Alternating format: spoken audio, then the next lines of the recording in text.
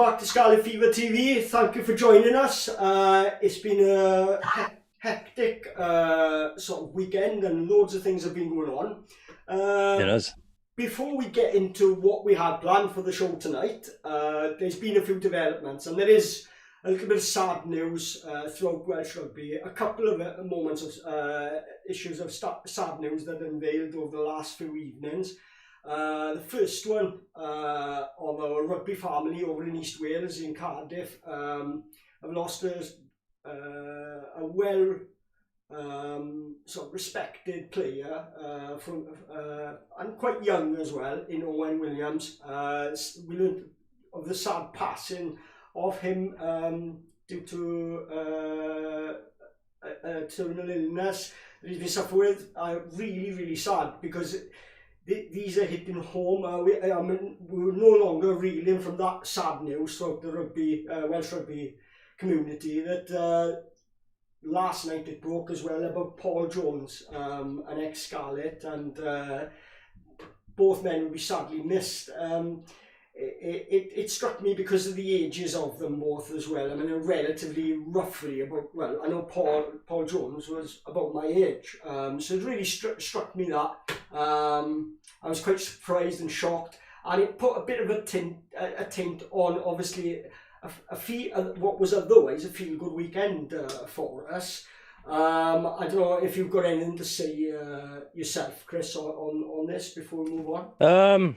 Yeah, obviously, you know, send condolences to all the friends and family of both men. Obviously, it's unfortunate when anybody dies, really, isn't it? But you know, obviously, as an ex-Scarlet in particular, and somebody else from the rugby family, as you said, it's to people like us, it's that extra bit sad, you know. So just condolences to both families from us at Scarlet Fever TV. Yes, really. I can... Paul Jones was a bit before my time, so I don't remember seeing him play. Right. But from just having a chat with you, I heard he was a bit of a lad, like on the pitch, was he? Was so hard worker, gave 110% every year, in that you know, he wasn't intimidated by anybody. He'd step up. He was one of the, even though he came to us as a youngster, he was playing in a team that sort of like, it was after the 92-93 season, he started to come through as the Scarlets were on a bit of a slide. They weren't as good as what they were, you know what I mean? And it wasn't no fault of his, but he was like there, so like at the coalface all the time, you know. Never shirking anything. He was a tough lad. One of my memories of him was it was actually used as a famous world clip in rugby. I think it was on like Question of Sport, What Happened Next sort of scene. Where he played against South Africa when the Springboks, first time they toured in ages was in like 94, I think it was, or maybe a year or so after. And they played Australia, and South Africa, I think, were trying to get over our line, and he picked the ball carrier up and just lifted him and sort of like just put him over. Not like George North did to Israel Folau. Very similar to that. He just picked him up and dumped him. Like, and back then there wasn't the same rules there are as like for dumping. You know? So of course, he lives long in memory. Going back to a memory that as soon as I heard the news, immediately my memory went back to about Owen Williams. Very similar. Obviously an opposition player. Now you know a good opposition player if the team you support, when you play against them, they irritate you. Because I'm very much like Ian Bubia was for us. He's very irritating for the opposition. Owen Williams was that for Cardiff. And I always remember there was a Heineken Cup game at Strati where Ian Bubia and Owen Williams were going at it, and they both got yellow carded in the Heineken Cup by a French referee. And hang on a second, my phone is going here like crazy. It's all good, it's all I know good. It.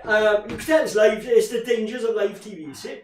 But that's right. Going back to this incident in the Heineken Cup quarter-final, Strati, big game, seller crowd, and they both got yellow carded for like fighting off the ball by a French ref.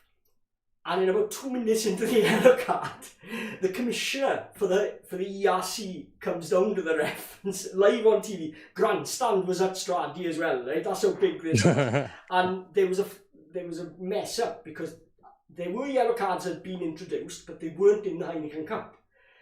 So they had this scenario where they both went back on and just had a final warning to the yellow card. Like, it was surreal. Those are my happy memories. Looking back, they are cherished memories.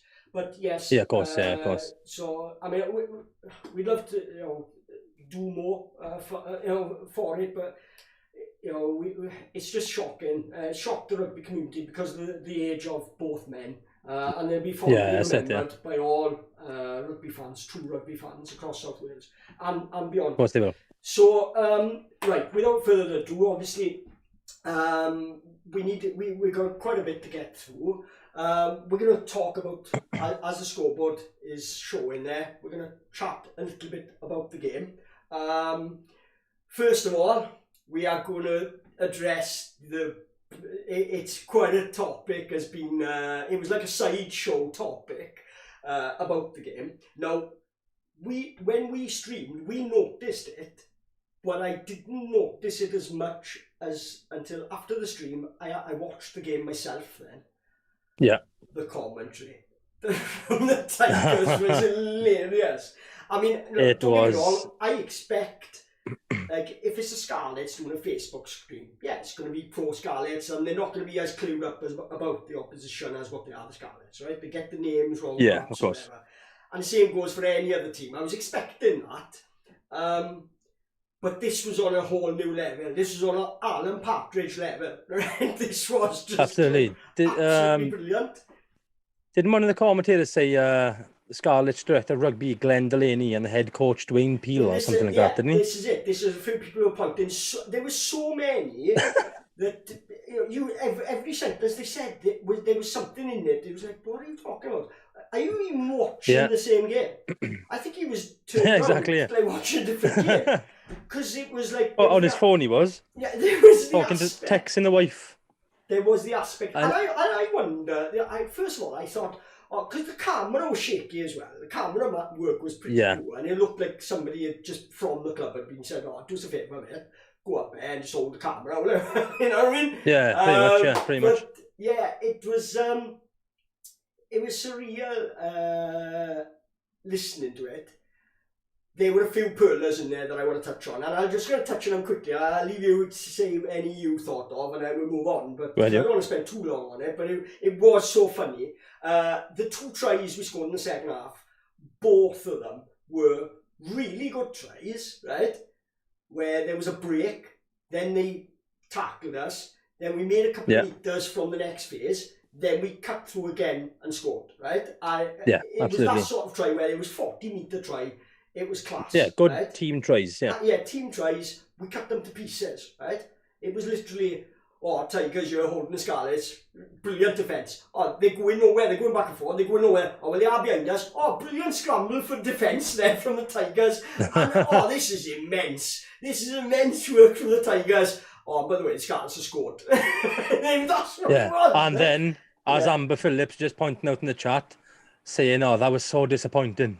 Yeah. From the Tigers. So they were literally bigging them up. They were going back, 10 yards a phase or whatever. And then they were going, really good defence by the Tigers. That was so disappointing. It's like commentary 101, isn't it? It was. What not to do. There was one right at the end as well, I thought, it just put the cherry on the cake. They said, the way the Scarlets play, this is going to be perfect preparation for Exeter, right? Which is when I realised, that's who they've got next, right? First up in the league, right? I was like, you couldn't get 2 more polar opposite styles than Scarlets and Exeter, right? Exeter going to bring a big forward game. And it's like, if you think we've prepared you for Exeter, you've got a big shock coming, I think. Right? But there were some things, even the guy next to him was like, well, he had to point that out, actually. He pointed it out to the commentator. Anyway, there was loads of others. Every breath of commentary was a pearler, right? It was. There was pearlers everywhere. I enjoyed it because it was so funny. Because we won. If we'd lost, it'd be awful. Exactly. Well, my favourite one was Samson Lee had a carry or something, and they go, Samson Lee, as you can see, you won't miss him coming on. He'd come on about 15 minutes I know. before. I was like, what the hell is this guy talking about? It was brilliant. It was, and there were so many others, but we don't want to make the show all about that. But it was credit. But at the end, I do want to say, if anybody from Leicester is watching, as Scarlet fans, we are very, very grateful to Tigers Rugby for putting that match on, because we wouldn't have been able to see it. Absolutely, yeah. So, you know, it's all tongue-in-cheek banter. We're not making fun. It was funny, and surely there's got to be Tigers fans out there. It must be like, oh yeah, it was pretty bad, right? It was pretty, but it was so bad it became funny. You know what I mean? Yeah, I think a few Tigers fans in their chat on their YouTube were, they were making fun about it as well. You know, so right. But so it was good. Moving on, we'll move on to the actual game. I'm going to just have a brush through. I mean, I'm sure. I mean, after the podcast, after the stream, I was buzzing because of the performance. I mean, but the first time we'd streamed together, first time we'd streamed of the season, and there seems to be that injection of belief, team spirit, call it what you want. There seems to be that. Peel seems to have put a feel-good factor. Yeah. It also seems to be the coaches he's putting in place around him. He's putting a good team around him, which is the key for any coach, especially if it's his first head coach job. It's key that he's got good people around him, and you're starting to see elements of our game come through. And what's pleasing is, in both performances, the first words out of his mouth were, "We got a lot to work on." It was, yeah. And it's right, and we'll touch on a few things, obviously, some of which I'm going to sort of segue into the Pre-16 meeting that we're going to chat about as well. But of course, we came up the traps flying, didn't we, in the game? We did. We were all over them first 10 minutes. There was really, really good signs there that when we were getting into a game with the ball, they didn't have an answer to us. Just going to shout out there, because I can see a couple of comments coming in. I'm just going to jump to a quick couple of comments. Amber's texting like mad there. She's wearing a keyboard now. Thank you, Amber. Thank you for the support. Oh, my boy Smith, he's in here as well, look. Is that your Matthew friend? Smith saying yo. Yeah, that's my pal. How you doing, boy? Oh, Matthew Smith, right? Because there's a Jack Smith as well. Yeah. And he's saying, I can't wait for the season. Nor me, nor us. No, I'm a bit excited now. You're going to watch the game and watch you guys as well. Wow, thank you, Jack. Jack, don't forget, click the bell, subscribe and click the bell, and it'll just come up notifications straight onto your device then, and you won't have to worry about searching out for the links, because some people have been struggling with that. Absolutely, and follow us on Twitter as well, Scarlet_Fever TV. Yeah. Drop us a follow there as well. Brilliant. What was I going to say? I completely forgot. Were you going back to the game? Oh, I was going to say, talking about what Jack was saying, that he'd watch the game and watch this as well. To be honest, I'd rather watch us as well than listen to some of the commentary on Premier Sports. Yeah, this is why we're doing it, isn't it? Absolutely. So many people, I mean, the thing is, what was funny was, we did the stream for the Tigers game, and there were still people out there. I'd sent them. I showed the link. I showed that, you know, there's a group of Scarlet fans here, and it's not just about me and you. It's Scarlet talk, but there's people in the chat. And if anybody wants to be on the show, let us know, because it's not just about me and Chris. We want to interview fans. We want fans to have an input. At some point, I'm going to throw this curveball at you here now, right here now, because I've been thinking about it. Chris doesn't even know I'm going to say this, but I do want to try and sort out like a live phone in for after a game. So we can have just phone calls coming in, perhaps. Because perhaps people don't want to send the video in or go on camera, but they would talk on the phone. I've seen that's easy then. Yeah, this is it. Other streamers I've seen have been doing it. So I'm thinking, between me and you, we could have that going. That would be fun. Right. So, yeah, we start early. We start well. Cracking try. Mm-hmm. And I think we did get it wrong in the stream, because the feed was so bad, we couldn't make out, one, who had the ball, and who it was quite bad, scoring, because the numbers were white on a light grey background, so it's very difficult to see who was who. I thought it was Yeah. Kieran Hardy, but it wasn't. It was Tommy Rogers, I think. Tommy Rogers was, yeah. And as you all know, or you will become to know, I'm a huge fan of Tommy Rogers. Me I've got a too. bit of a man crush on him. I think first I time I wouldn't seen go him, that when far. Well, I wanted it. when he stepped that in the Connacht game, that step and go, Is it Ulster? I was just sat there. I was just like, Connacht. Connacht. Where he stood I him was up sat there, I guess. and then What jinked the hell on have I the just outside. seen? No, that reminded me Incredible. of Mark Jones. Mark Jones Incredible. in Gloucester, in front of the King's Home Shed, where they had some South Sea Islander who was supposed to be fast, and Mark Jones just blitzed him, and he did the celebration. Yeah. We just had Heineken as the sponsors, and the match ball was Heineken, and he grabbed the ball like that, pretended to open it like a can of lager, and just shotgunned it. And then threw it to the floor. That was his celebration. I was like, I like vintage Mark Jones. Oh, vintage Mark Jones. The other one was when the standalone debate was all taking place, and there was threats that we were going to have to merge with the Jacks, and Mark Jones scored a try, found the camera straight away, well, like that, to the badge, number 1, like that. I was like, that became a thing that I do. I actually, if you see, I've got avatars on forums, and I use that pose a lot. It was the last game of Stradi. I'm just grabbing a badge, number 1. Yeah. Because we are. We are number 1. Always have been, always will be. Couple of issues. We started well. The issues we had during the game, I thought, were self-made. A lot of them. A lot of them. A couple of behind passes and stuff going, Yeah. a little bit too far behind. Not neat enough in certain areas. Although there were a couple of calls where we were jackling their man, and they sealed off onto to stop it, and they had the penalty. But I didn't mind, because in overall I thought the ref was okay, and it couldn't have been easy for her, because that's the first time I've seen a lady as a referee. I've seen her, obviously Joy, I forget her surname, the Irish girl. She's run the line a few times, but I don't think I've seen her referee. And now this lady, I didn't even catch her name actually, but I thought she did really well. Because it must be intimidating. I thought so. But at the same time, I think there's less chance of things escalating, maybe if there's a petite lady in between. You know what I mean? I think she looked as like well, she could handle herself, like, but, I think she could more than handle herself. But imagine now down the old Stradi Park on the terrace there, something's gone wrong. Like normally we'd hurl all that abuse at David McHugh. People would be more your back. If it was her, we'd probably, even back then, would be a little bit more like, ref, come on. Even the old loony bit.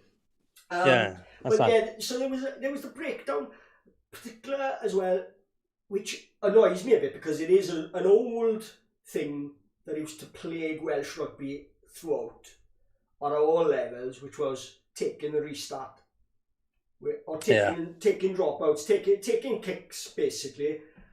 Yeah. There was one where I think it was Sione, Calmafoni. He looked like he had it, and he just left it go. As if it had changed. That's it. Jack Smith said Sarah Cox. I should have remembered that, because when I saw the name, I was thinking Sarah Cox of Radio 1, isn't it? Yeah, the DJ. Oh, right, yeah. So anyway, there was a shift to work on. I'm trying to save the last one before we go into Crease 16, because it sort of goes into it, covers it. But I'm trying to think where else really. I thought all the players played well. There were mistakes made, but I thought everybody had a really good game. Right, that's what I wanted to touch on. And I did tweet, Scarlets Rugby tweeted their own footage of that last try. Now, Ren Conbia. Yes. What's interesting is how it starts. I recognise something in that try, how that starts, and it took me back to an incident that happened under Pivac when he was starting to get things right, and he was no, I go back to the incident first of the try, right? Basically, we've gone tight right to the touchline, and we've worked the ball in. Yeah. 1 or 2 phases, right? So there's a short, narrow, a narrow side, but we've gone left, and it's looking like we're going to go left again. Yeah, There's and a we pull it back change. against the grain. Yeah, but there's a call and there's a change because suddenly we've stacked. Is it 3 or 4? And they didn't really have numbers and they didn't really have space. But there was a call and they went with it. And hands and timing were perfect. It was one of those perfect, It was spot on, executed take and give moves, draw man, in little space as well, right? And Tigers are pretty good tackling all game most of the time in small areas like that. I was surprised they managed to score from it, I was make ground off it, right? Because when they called it, I was like, oh, are they going the right way? I can't see anything on there, you know what I mean? But the it looked pretty marked up, didn't it? Yeah, this is it. But the skill levels and the intelligence there was on another scale, right? Our passing was so technical throughout the game, but especially in that move. It was. The bit I noticed, the player who calls it is your favourite man crush boy, Tommy Rogers. Big Tommy. It's Tommy Rogers who calls and offers himself, not only offers himself as the first receiver, but dictates that I want this ball this way. He's got experienced men outside him, but he's the one making the call, right? And you're thinking, right, you've made a call as a youngster like that. They're obviously charging him with that responsibility and authority in the squad, which is interesting because there's a lot of wingers that are going to be perhaps ahead of him. If they're putting him as like a general, that means they've got big plans for him. I was impressed with it. That's a good rugby brainer. It's not just he's an athlete, he's fast, he's a good ball player. Yeah, you can see like he oozes confidence. He oozes it, like, you know. Yeah. I was watching the Wales game, right? I watched all the Wales games. He played in 2 of them, didn't he? Right. Against Canada, I think he was unlucky not to get a try. Everybody else seemed to score apart from him. And you can see he was getting to him a bit. He really wanted that try for his country. Yeah. But in the second Argentina game, we've been up to watch, and you could see him. He was like everywhere, calling for everything, and sometimes a little bit too much. But the confidence he's got for a young, still most would say up and coming winger, is phenomenal. Like you could see him screaming, his hands are up. If he sees a mismatch, it was the clap. If you watch that clip, it's the clap. Yeah. Watch him. Don't watch the ball, because if you look, the scrum half, I'm not sure if it was Kieran Andy still on at that time, but he was about to go left. And then he pulled it right.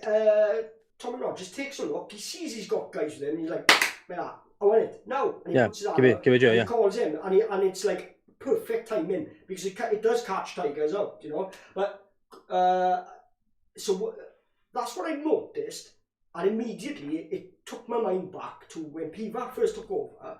That was exactly the same thing that he started using Steph Evans for, and everybody was noticing it. And it was that Steph Evans was patrolling back and forth behind the ring while the play was going through. They were just going through phases, and Steph Evans was just prowling and waiting.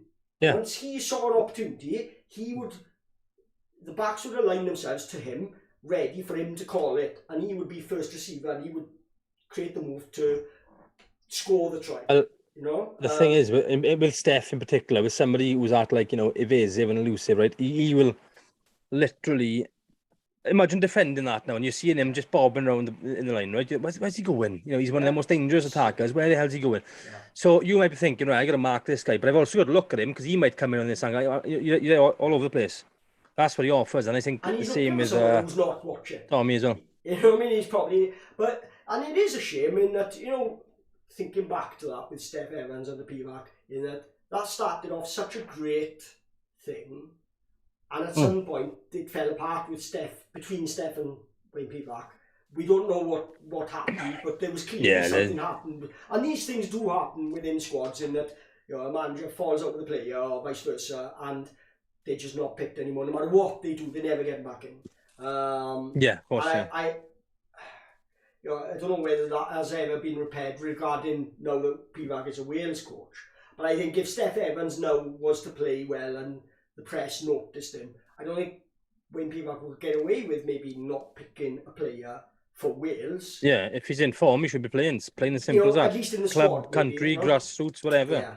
I mean, from a selfish Scarlets point of view, I'm quite happy to see an in-form Steph Evans. I know it's not great for him personally, but I'm quite happy to see a Steph Evans in form available all season to the Scarlets. That's very, very valuable Absolutely, to us. absolutely. You know, so Club before I know country, that's boy. selfish. Club before country.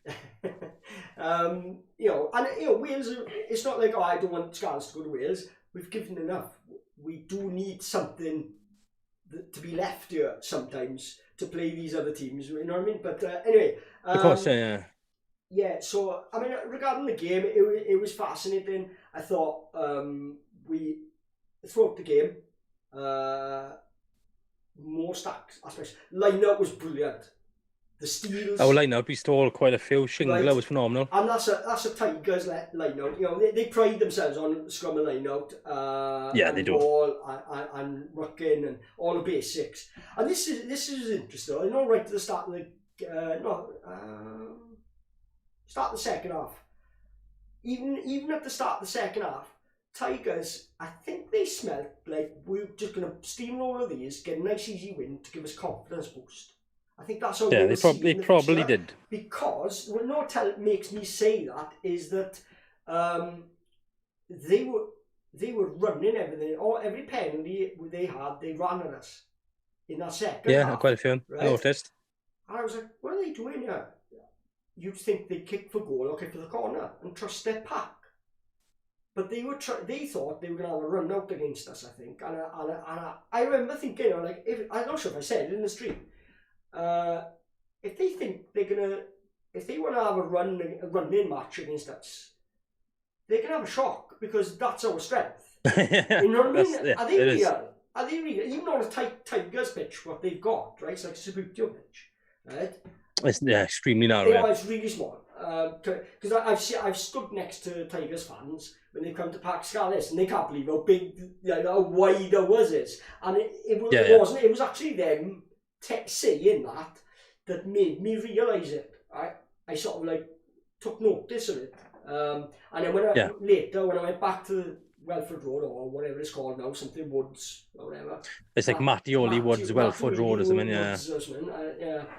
It's a bit of a shame. Martin Johnson Woods, I don't know. I don't know. Yeah, I don't like that sort of. Just a sponsorship, it's the Times. Yeah, no, but I like the fact to sell the naming rights of stadium, but it's got to go in line with what the stadium's called. You know what I mean? Yeah, I know what you mean. I mean, yeah, my perfect scenario would be the Adidas Park Scarlets. Like, imagine how gutted we'd be if we had something like Swansea.com Park Scarlets. Synthetic.com. The liability stadium, I call it. No, I'm not going to say it now. You know, I got a perler, but that's not what this show is about now. Keep it for the big day, man. Keep it for the big day. When one of them wonders their sorry little backsides into the chat, and then I'll say it. I'll store it. Right. So the last one, and you highlighted it to me because I looked down at my phone and I looked up, and our scrum, I thought it had wheeled. And I heard you go, oh no, like that. And I said, oh, what was that? And I looked, I was like, oh, it's wheeled round there, it's a bit of a mess, isn't it? And you said, no, they just disintegrated our scrum, they came through the middle. I was like, oh, right. Yeah, they absolutely ruined it one occasion. There was one scrum, there was that one scrum. And I said then, I was like, we need to make sure the next scrum isn't like that, because the ref is going to be under pressure from them, the crowd, and everybody to start giving pens against us. So that's where, you know, regarding the scrum, it was hit and miss. They had some good scrums. They had some okay scrums that were solid, good enough. They had some that we went forward. But the ones that didn't go well, it was like, what went on there? There was something. It wasn't just a little bit bad. It was a little bit. It was quite. Worrying that did. All right, they had a bit of a nudge on. No, it was just that we just. You know what I mean? As they say in a Welsh language place, they say a bit of a chwalad, bit of an idea, you know. But like to be fair, like, I'd say for every like 10 scrums, 2 were an absolute whooping for us. Yeah, that we were getting destroyed by them. But that's just a timing issue, probably. I think more than anything. I don't know. I mean, listen, OMG, our scrums were a shambles, but the 1 or 2 that we actually won, the ref was just resetting them, so frustrating. Yeah, well, there was that. You always get that. you do always get an amber as a prop.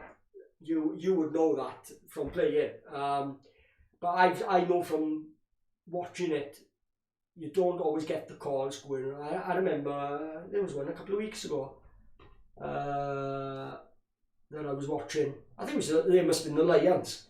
It was Win. It was Win for the Lions, wasn't it? Win Jones, where he was dominating, but he wasn't getting every penalty he should have been getting. Yeah, In fact, some of them were going the other way.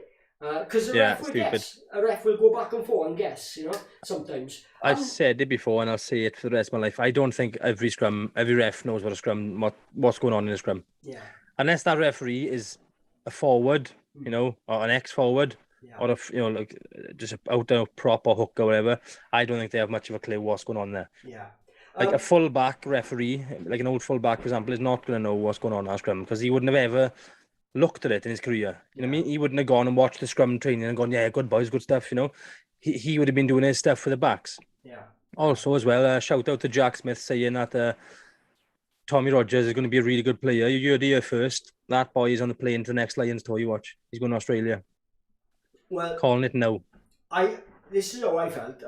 I said the same. And with Kieran Hardy for this previous Lions tour, and he would have gone. Yeah. He would have gone and he'd have been Test Lion because if he hadn't got injured before, Gatland was already not Gatland. Pivac was already playing him for Wales as number one, right? Yeah.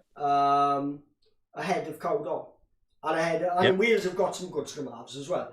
It was quite shocking that who Gatland picked, really. At night, but that's another subject, and that's gone now. I'm not going to go into that. Yeah, let's leave that one there, shall we? So I'm going to move. I mean, regarding the win, right? Let's summarise. Couldn't really ask from a pre-season point of view, right? Nice little for our sort of lower third part of the squad, which was against Nottingham. It was a good run out. It's got some brilliant tries. They worked the win. They're re-establishing the traditional Scarlet way, not this myth that people have come to think is the Scarlet way. And I mentioned this before. That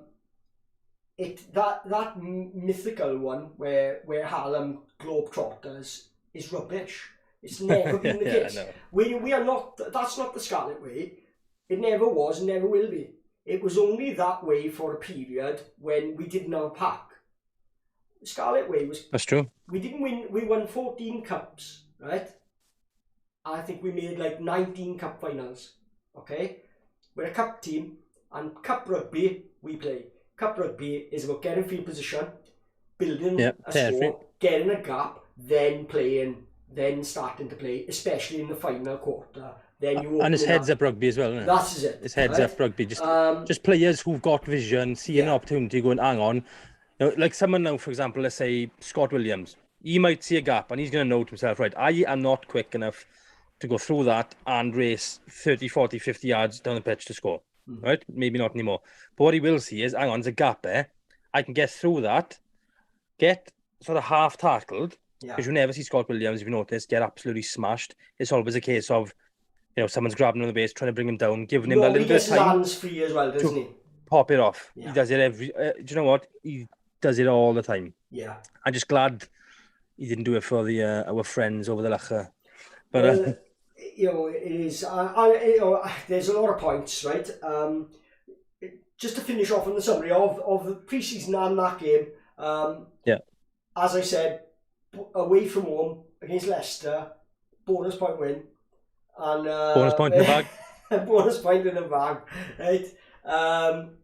But the way we've won, the way we've built the scores, the way we haven't gone up there trying to dodge their pack.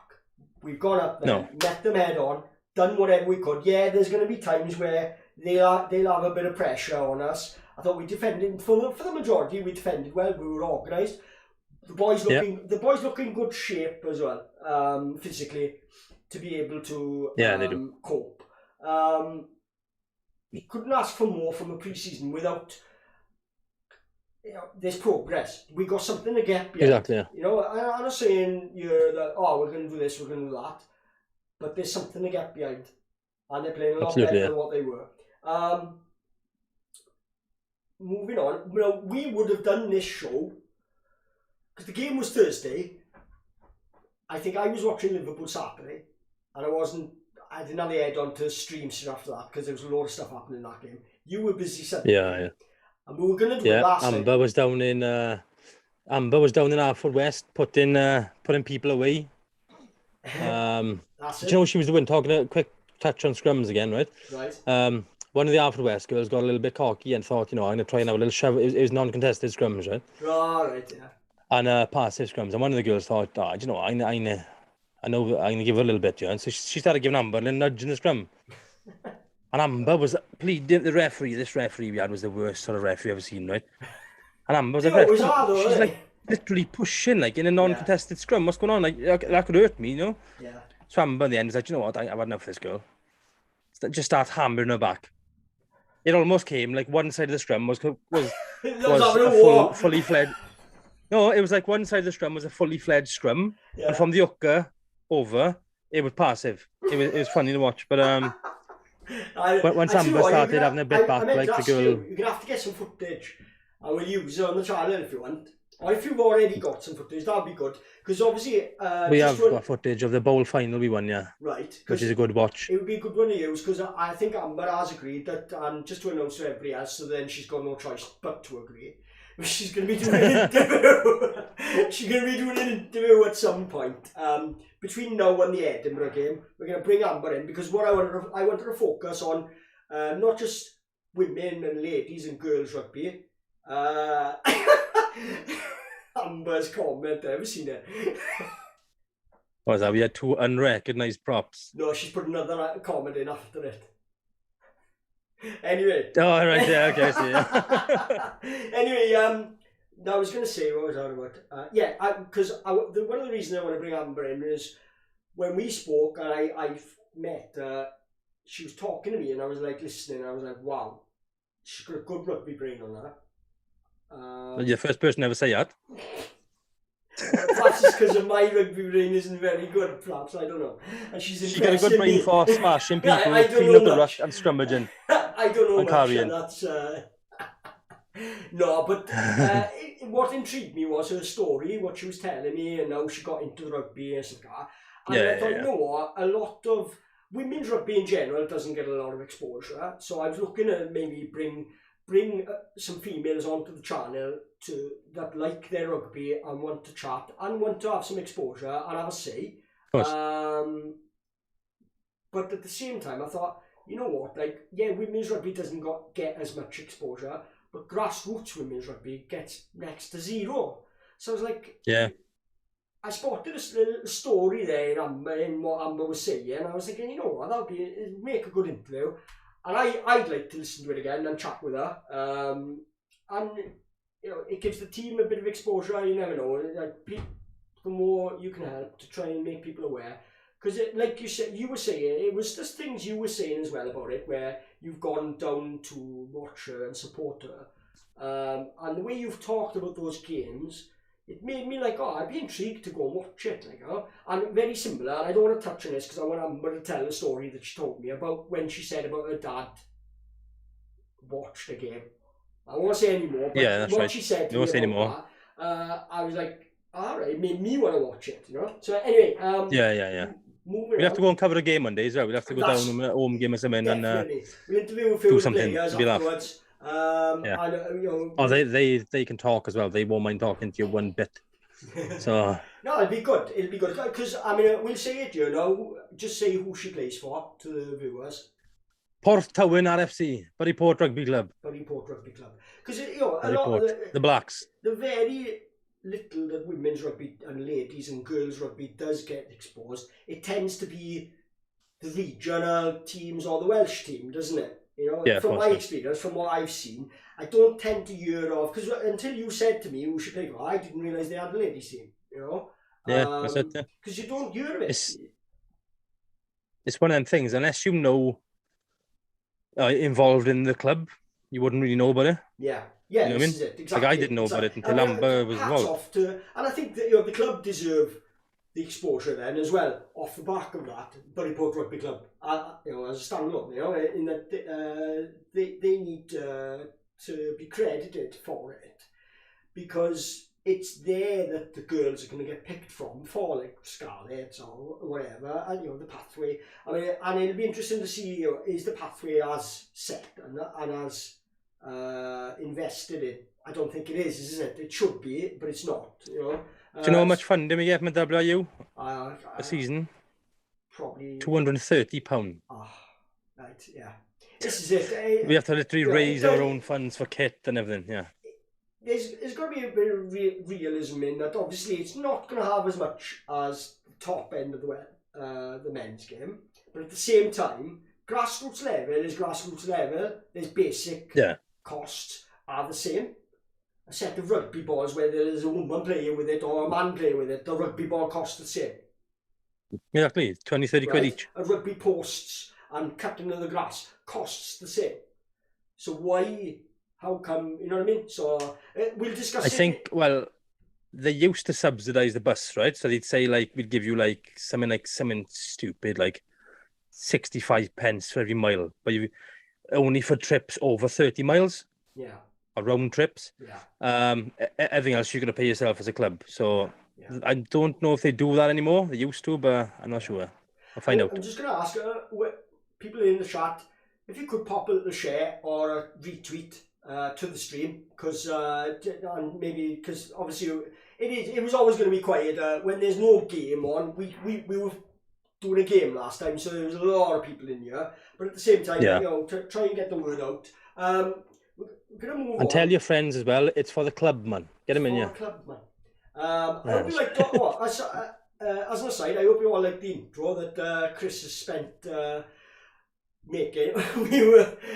After the stream, we were so buzzing, and I think both of us, I was up till 5 in the morning after the stream. We stopped the stream at 9:15 after the game.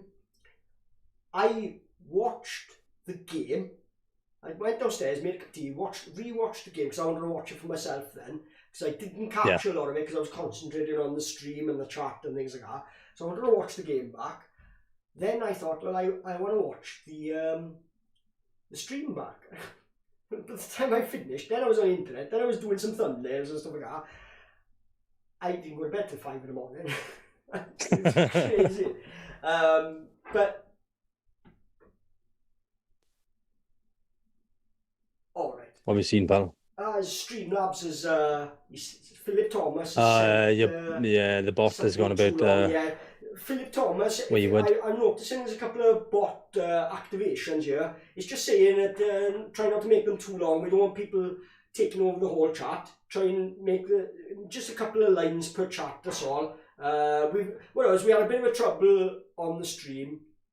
I'd forgotten to activate the bot that what's the word? Monitors the chat. But I've put it in now. So obviously any bad links, any long spammy messages, the bot is gonna kick into it. So try to make your messages normal. I will be going back into it to stop any swearing in there as well, because I want this to be a family show. But and obviously that's the first time I'm mentioning that, so don't worry if you already have it, doesn't matter. But right, moving on. The reason we didn't do Monday was because in the afternoon I realised there was a Crease 16 meeting in Park of Scarlets for Monday evening at 6. So we decided we'd push it on another day. So there's been a bit of a gap since the game. Normally we would like to do straight away match reaction or the following night, normally for our viewers, just to be aware that's what we're trying to do. But this particular weekend it's all been a bit mad dash. I went to the Crease 16 meeting where the coaches were there. I say all the coaches, but bar one, which was Ben Franks, our scrum coach. Oh, okay, yeah. Right, and that's why I left the scrum till last where we were talking about the game. It was interesting that we didn't notice till the end either, because it popped in my mind. We haven't talked about scrums much, but we'll get into. I'll give you a summary of basically what was going on, right? And if any of you in the chat that were at the meeting or and you want to chat about something that was went on at the meeting that I don't cover, then just pop it into the chat. But basically, first of all, I mean, Dwayne Peel walks in, right? I can't believe he looks like he could still play, and everybody was alluding to him. He still looks so young, right? Strange. He looked like a player. Good genes he got. Well, I couldn't make out at first. Is it actually him? Because he had a mask on when he walked in. And right, yeah, okay. So I was like, that's not him, is it? That looks way too. That's one of the players. It's got to be. I thought it was one of the academy boys. He looked that young, like, you know. So anyway, yeah, he's clearly been on the Oil of Ule. and so anyway, they come in and they're introduced, and then Crease 16 sort of dropped this hot potato on everybody. They didn't announce it previously, where as soon as they got everybody sat down and the coaches were there, they just read out this text number, this mobile number, and they said all your questions are going to be coming in via text. So you have to remember the number. Then they were saying you've got to leave your name, leave which coach it's to, and all this, and you have to remember the number. And she said the number twice, and I was at them. We were away to go, and I was like, so I was texting. I don't even know if they were getting through, because my questions were asked, but not in the way I asked them. So I'm presuming it was somebody else's question, but was worded differently, that had asked the same question as me. So anyway, right. So what can I remember about it? It was good. It was really good, right? Got to know a couple of the coaches there. The main one that sticks out, which got a raucous laughter from the whole room, right? Which was the question, right? Was to who is it? I forget the surname. He's the defence coach from Leicester that's come in. Hugh Hogan, is that something? Yeah, I think that's it. Yeah. Yeah, Hugh Hogan. The question was to him, right? And we didn't know who'd asked it, but the question is, will you be integrating the illegal Leicester latch to the Scarlets play? Everyone, I was, because I know that thing has gone unnoticed for years with Leicester, right? Absolutely, yeah. And everybody's like, yes! And I know we all cheered. And he laughed because he knew, right? He knew. Oh. And his answer was quite funny as well. And I found myself, I nearly I did shout out, because I forgot where, for a split second, I forgot where I was, and I shouted out, right? Because basically he comes up with, the problem is with the new rules, they have sort of made that illegal now, so with two players either side binding onto the tackler, right? So he said we wouldn't be able to do that now, but you can get away, maybe try one. But needless to say, he said, I have brought a dossier with me of all Leicester's moves, right? Because he is actually quite sort of like, I get to it at the end, what was said, right? And I find myself, I said I nearly shouted out, because he said, like, they've made that illegal now. I said, I almost went, it always was illegal. I was going to say that, stop myself. But it was, he's acting like, they've stopped that now, you're not allowed to do it anymore. You never were allowed to do it. You should have sent another text in saying, Hugh back, it's always been illegal. Unbelievable. Because what it is, I noticed it first in the semi-final, when we played them in the semi-final of the European Cup. I noticed it first then. Every tackler that was trying to, because don't tell me Devon Toner can carry the ball through our whole pack. Right? Devon Toner is not a ball carrier, right? But he's line-out operator. Devon Toner's got the ball, right? And one of our tacklers goes in, and then Ruddock and someone else was coming either side of the tackler and grabbing his arm and dragging him backwards so that like Devon Toner was driving it. It's cheating. It's taking him off the ball, right? It's clever, but it's cheating. It was a clever, in fairness, hands up. It's a clever interpretation that it caught refs out. And Munster used to do the same thing. Do you remember when Munster won the Heineken Cup against Toulouse in Cardiff, right? And they scored a try under the posts, and you look back at that try, right, every time there would be a ruck formed and 2 or 3 players would enter the ruck, and as they were entering the ruck, they'd grab a guy that wasn't part of the ruck into the ruck, right? Okay, at angles, and they were doing it so many quickly the ref couldn't see it because it looked like chaos, and that would leave smoke and mirrors, and that would leave the gaps either side of the ruck where Stringer would snipe in and Peter score. Stringer would be gone, yeah. And it was like he wasn't a great scruff. Those gaps were being made for him, you know. It's clever. It is clever. Yeah. And the worst thing that happened to Munster and the Irish sides was they were cheated by like Neil Back and people like that, because then they reverted. Yes. You know, that was the thing behind it. I'll never forget that Neil Back incident. I watched it. I was screaming on my TV. I won't tell you what I was screaming, mind. Oh, but I know. Just a little hand. In you go, boy. That's it. Exactly. Stinking. So going back, shit bag. There was a good question. I texted, but it was asked in a different way again. But I was glad that some other people were asking the same questions as me. Have the coaching team set any goals for this season? Mm-hmm. And the initial answer was that because they haven't been all together yet, because the Lions are still away. Yes, of course. They haven't had a conversation about it. But the initial goal was, and he's been saying this already, really, Dwayne Pearce, so you can look into what he's been saying and you can see the goal really is consistency of performance. That's what he's looking for, right? Initially. But he said, regarding what we're trying to aim for, we haven't said like, oh, we want to be here, we want to be there, we want to win this, we want to win that, right? Yeah. But remember that, because right at the end, something else gets said, which sort of, without them realising, they've contradicted themselves, right? In a good way. But, I mean, there was lots of other questions, and lots of good ones. There was one about, are there any more signings? And Dwayne Peel looks to pass it over to Daniels, or... John Daniels, is it? John Daniels. And suddenly, the back door is just going... like cowboy, he's just gone. He knew you knew the question. From a cartoon, gone, like. You know?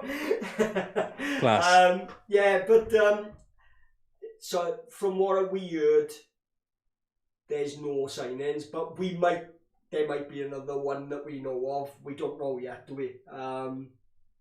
So the face. Tell me something I don't know. Do you know something I don't? Oh, Amber's got herself banned in the chat.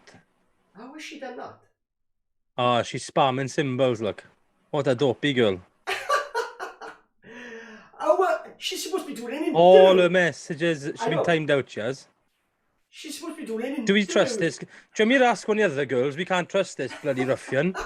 Jesus Christ, look, she's getting herself kicked out of the chat, yeah. It's all them passive scrums, see? She got pent up aggression. Yeah, pretty much, yeah. Right, so, getting back, I gotta check, because I'm getting messages here, and what is going on now. I'm just going to pop off my camera a minute to check something, right? No. I'm still here. Yeah. I'll just turn the camera off for a second. There we go. You can look at my beautiful face instead of my picture. You can hear me, Chris? Yeah, I'm still here, yeah. Right. While we're on it, I've just had some terrible news. What's that about? I hope it's not true and it's a mistake. Because I spoke to him not so long ago. But this is crazy because obviously they say these things come in threes. I've just had news through the Scarlets fan group, and you'll remember, Chris, that Roy Pimpernel, who is the one that said he was the original Scarlet Pimpernel, and when I set up my first channel, I asked him, would you mind if I used your name, because it's quite a cool name, and he was like, yeah, go on, use it and all this, and I think I messaged him not so long back, but I'm getting reports here that he's passed away. No. Yeah, again, it's just like, I'm gutted. If this is true, there's otherwise you're saying that they're in shock. This is literally broken now while we were on air, so I hope this isn't true. Because Yeah, it This is. I've seen in the chat. It's been confirmed. Ian's confirmed it. right.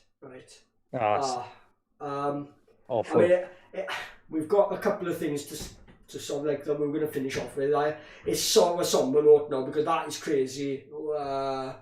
This is a dear friend of ours. I was in Toulouse with him. I've literally got. I was talking to the boys about it. I've literally got as a memento. When we beat Toulouse in Toulouse, we were in Trevor Brennan's bar, and he went and bought a bottle of champagne for everybody to enjoy. And when he popped the cork, I think Mike Richards had the cork, or maybe Roy himself had the cork, and I kept the little metal bit. It had a badge on it, red and black. It's here somewhere because I found it in the drawer the other day, and I took a photo of it and I sent it to him. And that was the last time we spoke, okay. which was like a couple of weeks ago, out of the blue. And I've still got that bit of a thing there, memory of the bottle of champagne he bought the boys. Obviously the singing and things like this. Because I presume he was still living in London, was he? Or I don't know. But I'm gonna have to sort of like carry on and just because we're probably gonna cover this at another time. But this is unbelievably sad news. Yeah, I think we should. I'll talk to you about it off air. Just do a little something for him. Obviously, We're going he's to part of cover the Scarlet something. family. Yeah, this is it. We're going to cover something. We're going to maybe do some sort of tribute for him. Absolutely. Between now and Edinburgh, or maybe just before the Edinburgh game, I think we will do something. But I'm going to have to sort of carry on with what we were talking about for now. And I know, I'm in shock. I don't know how to react, to be honest. We're live. I'm just going to finish quickly through what we were going to do. It's not going to feel the same now, and I'm very sorry for this. But I'm struggling to remember where I was. We were just talking about the Crease 16. I'll just summarise quickly. There was, remember when they were saying, well, we haven't set goals and things like this. They said that there's no more signings. They said that they're looking at Shingler as lock. And then right at the end, they were all asked who would they all most like to beat, right? And this is where it gets interesting, because Dwayne Peel said Ulster, which surprised me. Yeah, that would have surprised me as well. Definitely. Has he left under a bit of a cloud? Is there bad blood there? No, I'm not a fan of Ulster. I love the people. I've been there about 5 times. I love the trip. I love the people. I love the place. I've enjoyed myself in there. Very friendly. During the game, and this is why Ulster are such a poor away side. Well, they can be, right? Even though they hammered Saracens earlier. They get such an easy ride at home with such sort of like one-eyed fans and dodgy refereeing at their home ground. That's why then when they go away, they suddenly realise, oh, we're not as good as what we thought we were. And it never seems to be getting addressed with Ulster, but that's my opinion as an opposition fan. I'm sure you speak to opposition fans of Scarlets and they'll spot you. Your opposition, your enemy, will always spot your weaknesses quicker than you ever will. You know what I mean? And that's just the way it is. So Dwayne Peel says Ulster. I think Kelly, I forget who Kelly said. Richard Kelly. I wouldn't know. I went there. So. But it got to what's the fitness guy? He's not on. And the fitness guy, the Aussie, he's crazy. What's his name? I forgot his name. Nigel something.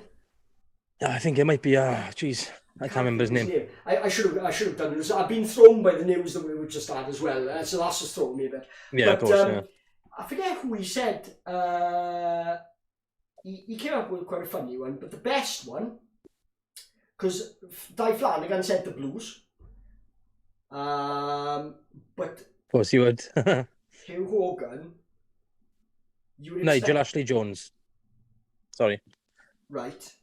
I just had a quick look now. Nigel Ashley-Jones' name. I'm not sure if he said someone like Bristol or Sale or someone like that. I forget who he said, because I remember clearly what Hugh Wogan said, in that he said whoever would play in the final. You were expecting him to say Leicester. He said whoever would play in the final, and everybody were like, oh. Because earlier they'd said there's no targets. So they've clearly got the ambition, though, that they want to get there. And they're not looking in, like, right? So that I found that interesting, basically. So that was, like, more or less. And there was, I don't know if they're in now, but there's going to be, I've got to give a shout out. I sat on a table and there was there was a father and a son. The boy was quite young. And right at the end, we missed the chance to talk to the coaches as they came out, because we were in a conversation.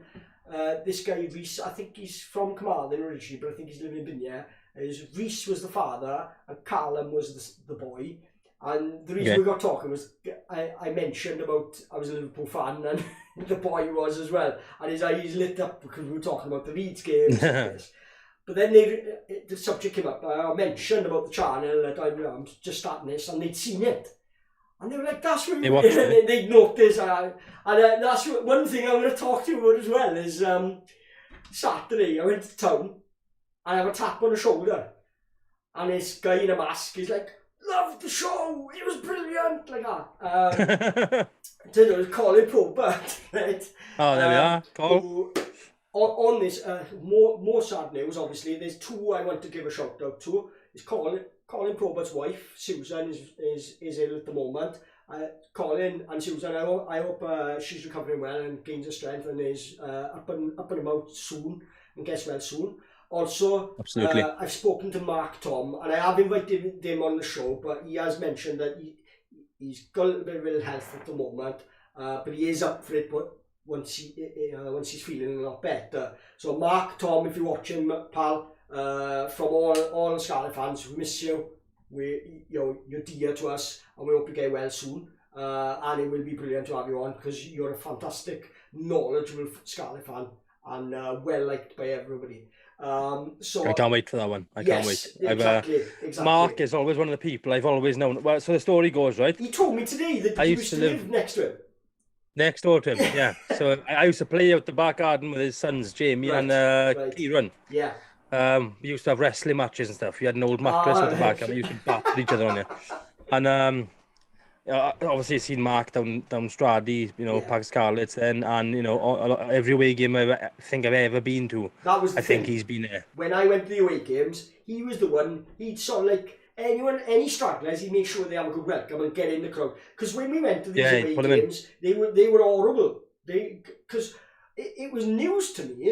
When I started supporting the Scarlets, I was like, I support the Scarlets because I just want to follow the Scarlets. So I go to any ground, and it was news to me that you go to Eberville, you go to Caerphilly, you go to Pontypridd, you go to Maesteg or something like that, right? They absolutely hated us. Yeah. They absolutely hated us. And especially Neath on the cowshed.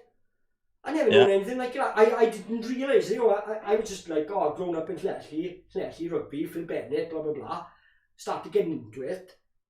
And I didn't realise there was that. It wasn't animosity, it was hatred. It was horrible. It was worse than football, some of it. Yeah. And that is why, like, Mark Tom would be there, stick together, boys, because they're not nice. Some of the comments, like, I think back, they wouldn't be said today. You'd get arrested for that sort of stuff. It was worse than football sometimes. And you can imagine there's no segregation. Stewards don't care and stuff like that. But Mark Tom was always one of those where everybody, we never judge anybody, no matter who they were, no matter where they were from.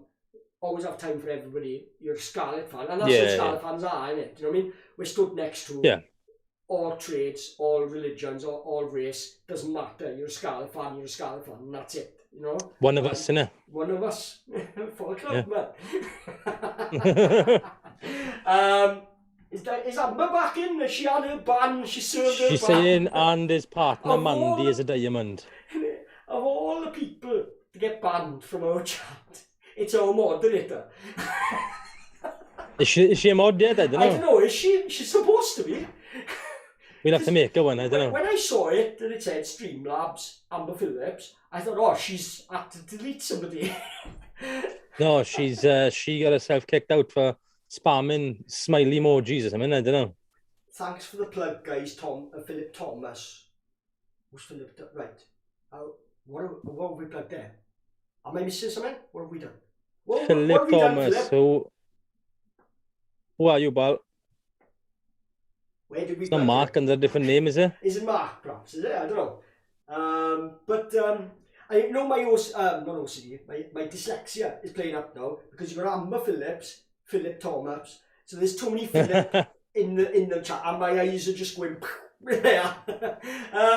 So Philip everywhere. Yeah, but don't go leaving, guys. We're not encouraging you to leave. Stay here. All the Philips welcome. Well, I mean, regarding the 316, I did want to get a link for it, and I've been so busy I haven't had a chance to. It is Mark. It's Mark Tom. Brilliant. Well, come on in, pal. Brilliant to see you. Oh, well, I didn't realise that was you, Mark. So I wasn't saying it because I thought you were here. I didn't think you were here. So well, I hope we cheered you up a bit. I say Amber's realised it's Mark, man. Amber for the club, man. Yeah, please like and share and subscribe to us. These sort of ones in midweek are, we're expecting it to be smaller and just more sort of like not clicky, but just like the hardcore little Scarlet chat. Fever, but obviously for the watch-alongs, and we're going to be doing the watch-along for the Edinburgh game. We're going to be leading up to that on the 25th. Is it 5:30 kick-off? I think it is. So we'll probably go live. I haven't checked. Yeah, I think it is. But an hour before. Live, an hour before to have a good sort of like make it. It's the first game of the season. The pre-season we've had, we fancy out. We're in a better place now. We're looking ahead briefly to that game. We're going to have a proper episode where we do a look ahead to the game, a prediction of the teams. We are also, I don't know, maybe Mark, if you know of an Edinburgh fan, but we're on the lookout for an Edinburgh fan to join us live for a pre-match sort of look, to chat to the opposition, find out where they are, how is their pre-season gone, because they've lost, Richard Cockrell's left, they've lost a few players. I haven't seen what they've been doing pre-season, I haven't noticed their fixtures, but we're going to go into that for a specific episode. We've got an interview with Amber once she can promise us she's not going to get herself banned again. But that's going to be a good one as well. And it'll build. But in between the watch-alongs, when there's home games, we're probably going to have to come up with a different format. There's going to be like... Straight after the game, probably. Get home and get on. Get on. Post-match cuppa reaction or whatever. But we are looking for... We want to take some at the ground after the game footage, some interviews. But failing that, we'd love you to send us to our Twitter accounts.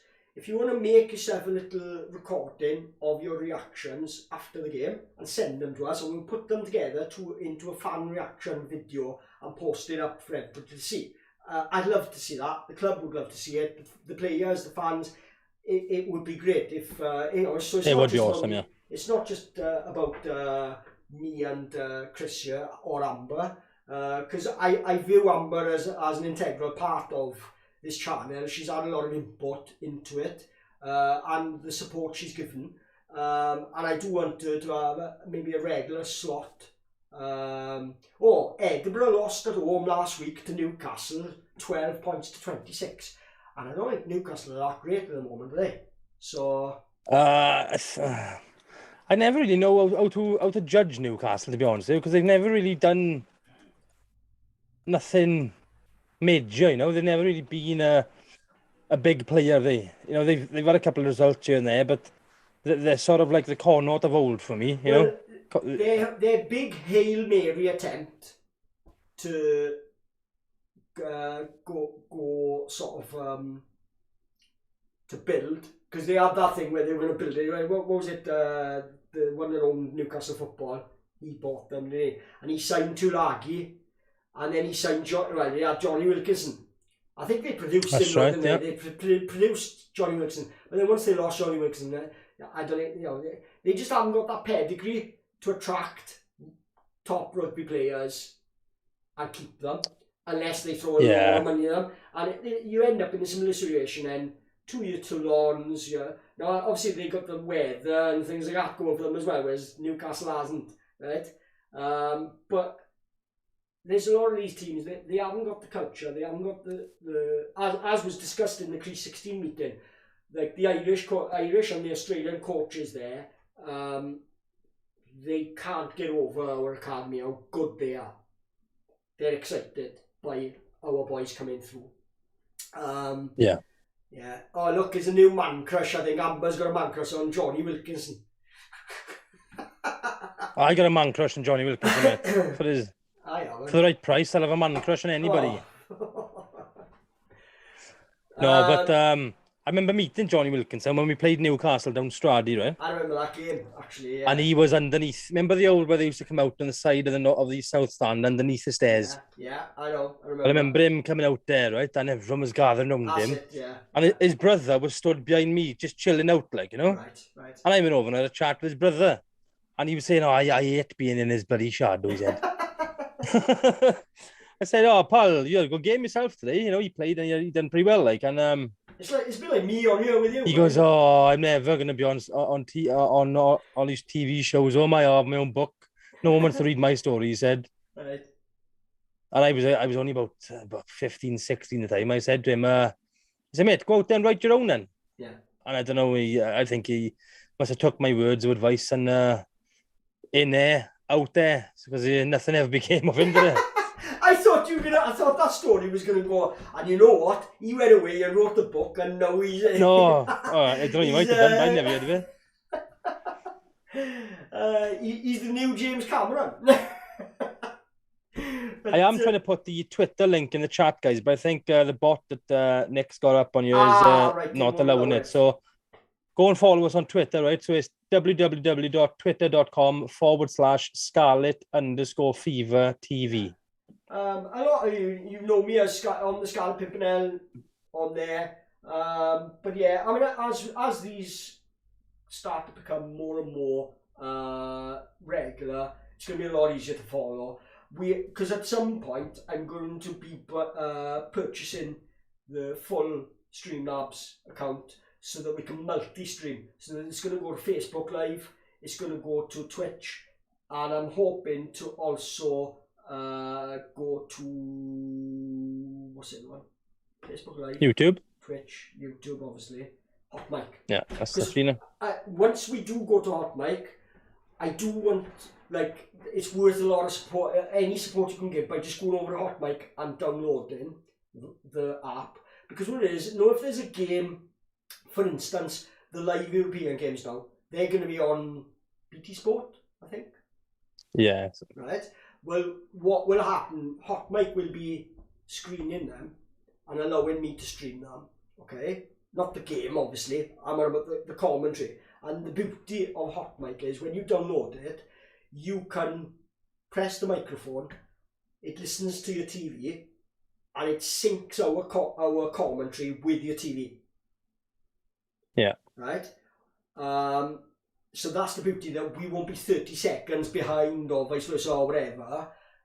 It's a lot better. It's purely built for people who want to stream watch-alongs and sports commentary, because so many people throughout, and this was like an American thing, so many people throughout the world are sick of listening to useless commentators who are clearly displaying that they don't know a lot about the game, or even if, like, you just want a view of the game that is Turk, or your team's version of it. Some people prefer to listen to that. Perfect. I think I do. When I listen to, or sometimes I do enjoy listening to the opposition fans. Yeah, me too. Because as I touched on before, the opposition, or your enemy, right, will always spot your weaknesses first. So it's always, like, that's what started me watching Mark Goldbridge, which was United Stand TV. Now, I'm a Liverpool fan, but I was only watching that. One, I was enjoying it when United lost and he'd lose his mind, right, live on TV. But two, when he talked about Liverpool, I'd listen to his points because it's interesting to hear what the opposition think of you. And that was bringing it back to Crease 16. That was one of the things that Dwayne Peel's been mentioning is from their time away, they've seen how things can be done differently. Yeah. I am noticing that we do suddenly look like, because whenever we have opposition come on the pitch, pack stats, and you look at them and they line up, we're just about to kick off, and you look right at them and you look left at us, and you're like, they look big, they look, huge, they look conditioned. Yeah, a lot of the time, we don't look as conditioned. Whereas against Leicester, you can't say against Nottingham because we had a lot of youngsters there who are smaller. But against Leicester, you saw Scott Williams, people like that, even Tommy Rogers, they didn't look, it's not that they didn't look out of place, they actually looked dominant. They actually looked in better shape than Leicester did. Yeah, I think a few in the backs definitely did. Yeah. That was one thing I did spot actually. Yeah. Particularly with Tommy Rogers. He's we all know that he built his own gym over the lockdown and all this, and did he? Put his time to good use. Yeah, he built a gym in his garage. Right, and he just worked extremely hard, throughout the lockdown. So obviously he couldn't go to training and stuff. Well, that was actually, you did on that subject. That was one thing that Dwayne Peel did say, and I think it was Di Flanagan, is that it's remarkable the talent we've got there because this crop have had a delay in their development because there was no rugby. Yeah, they have. Yeah, and they have, yeah. Also all the ones coming through behind are a year behind in their development now. So that's something that's remarkable that they're coming through as they are. When they, it was a very good point by the coaches made. There was lots of good points there.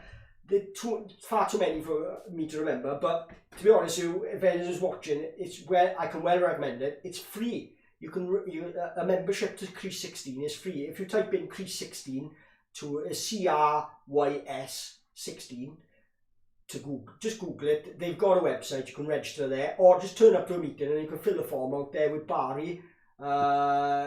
I think he's still chairman or secretary, and they'll take your email address, and what they'll do is they'll email you every time there's a meeting.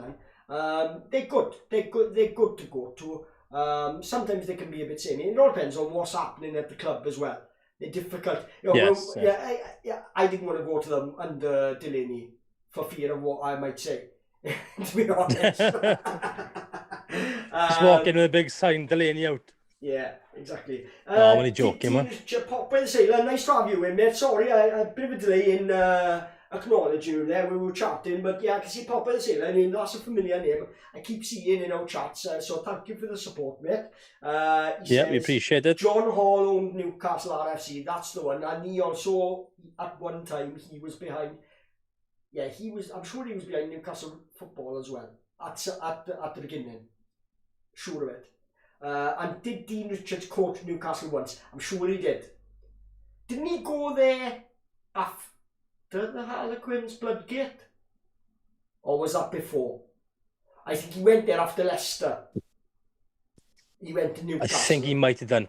I don't really pay much attention to anything going on in England, really. Yeah. I should watch more of the games because I'm in a group chat with my brother and a few of his mates, and there's a lot of Scarlets and Ospreys fans in that group, right? Yeah. And they all watch English games as well, and they always say, what a game that was to watch as a neutral." And I'm like, I should watch this. I get that, and I'm like, I can't watch teams I haven't got a vested interest in too much, right? But sorry, did you finish your point? Was there more? Yeah. All right. I didn't want to cut you off. Sorry. I need to watch more of them, like. Yeah.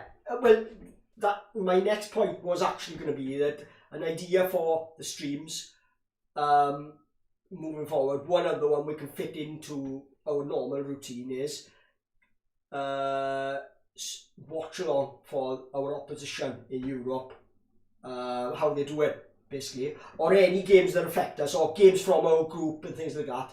We'll be doing streaming of them as well, I think. I want to anyway. Absolutely, yeah. Even if I'm on my own, I'll probably do them. Now, obviously, we've got Bristol Bears. Who is the French team we're playing? Is it Bordeaux? Bordeaux. So, now the... Did you ever go there, by the way, as a little side note? Remember that year when Scarlets had, I think it was Biarritz in the semis? My sister, my brother, they all booked flights, tickets, the match, everything. Right. Confident as hell we're going to get through. And then we lost. Right. And they still went. Is And they had a it? They great still weekend went. watching Bordeaux versus wherever it was. Well, it's Um, one I haven't been to yet. I seem to remember. Oh, Bourgoin. We used to play a lot, didn't we? Bourgoin, yeah. I'm looking forward. I think I'm going to try and get. I don't do many away games. I want to do a lot more. Like this year, I want to do all 4 in Wales. So that means I will have to enter the gates of the Liability Stadium. But obviously Cardiff, Newport as well. I am going to try and do the Bristol game as well, the away game. I'm definitely going to that.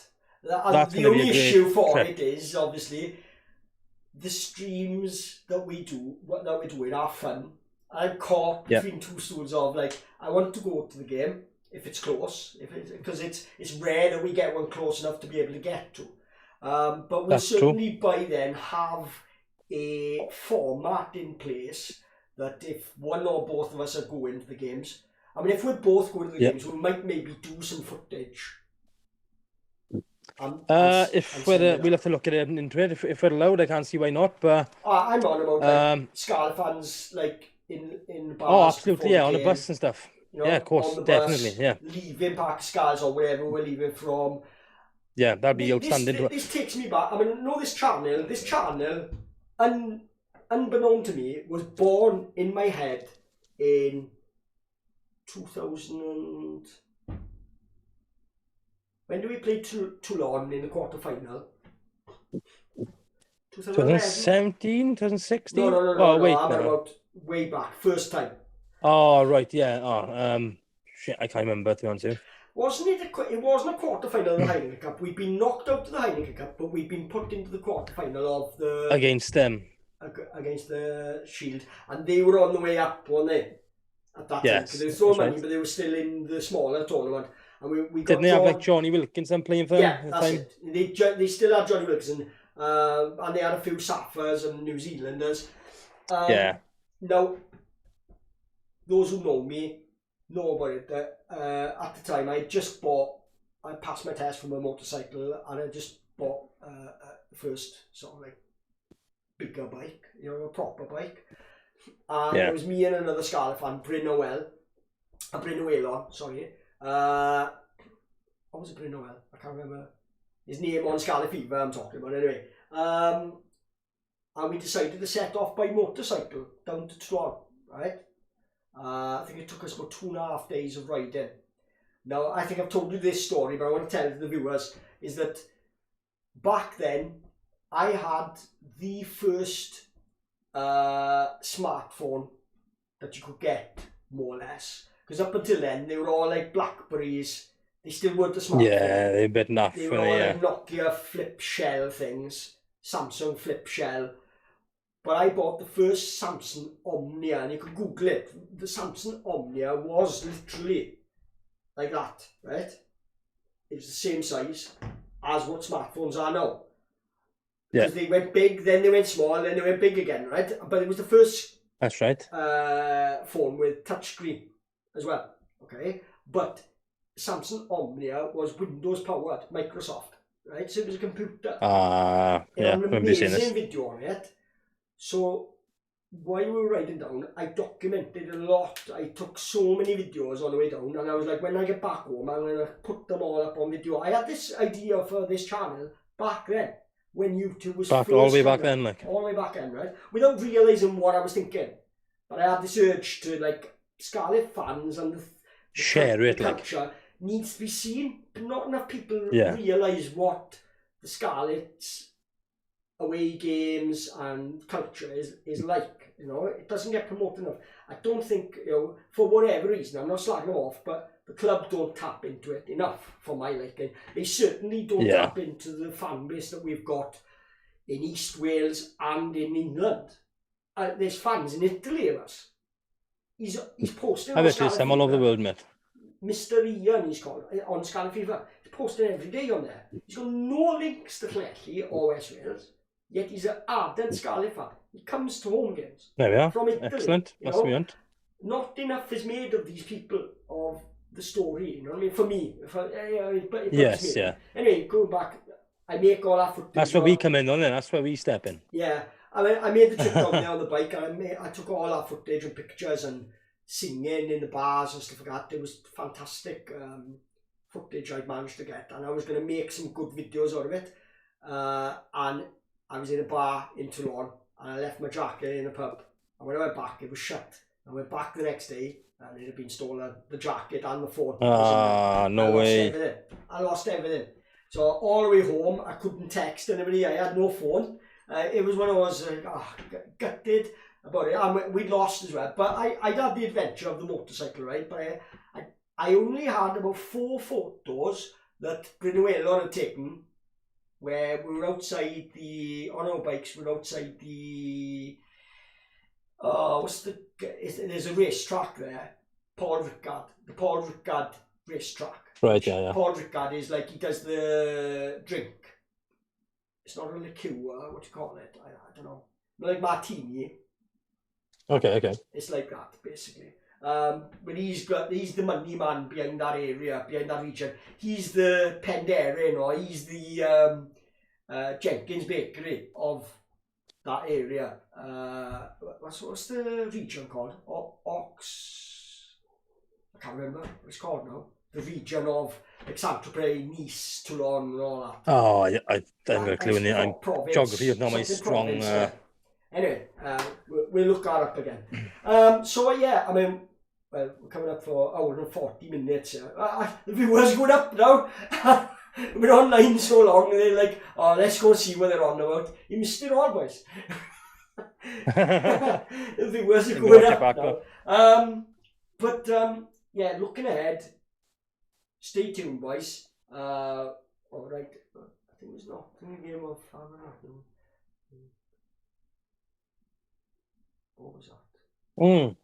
What's that about? Yeah, Amber is right. Yeah, what's your in the Nottingham game, he was sat down in front of the stand, right? Who was? And there was this guy there, me and Amber, and he looked like Noel Edmonds a bit, not like the blonde wavy hair, like. Right. This is the friendly Nottingham game we just had. Yeah. So I was talking to him after the game, and I said, have a nice safe journey down, hope it was all right and things. And he goes, I actually come from Pembroke. He said, I'm living down there. I was like, oh, yeah, awesome stuff. And didn't really say too much about it. And he goes, oh yeah, now that I've seen the Scarlets and been involved here, and I've experienced the crowd that I've heard of and all this, he said, it's not a full, not every stand is open. He said, but I enjoyed this. I'll probably make the Scarlets now my adopted team and come watch Cheesemo, he said. I was like, yeah, that's for the club, man. He's got a fever.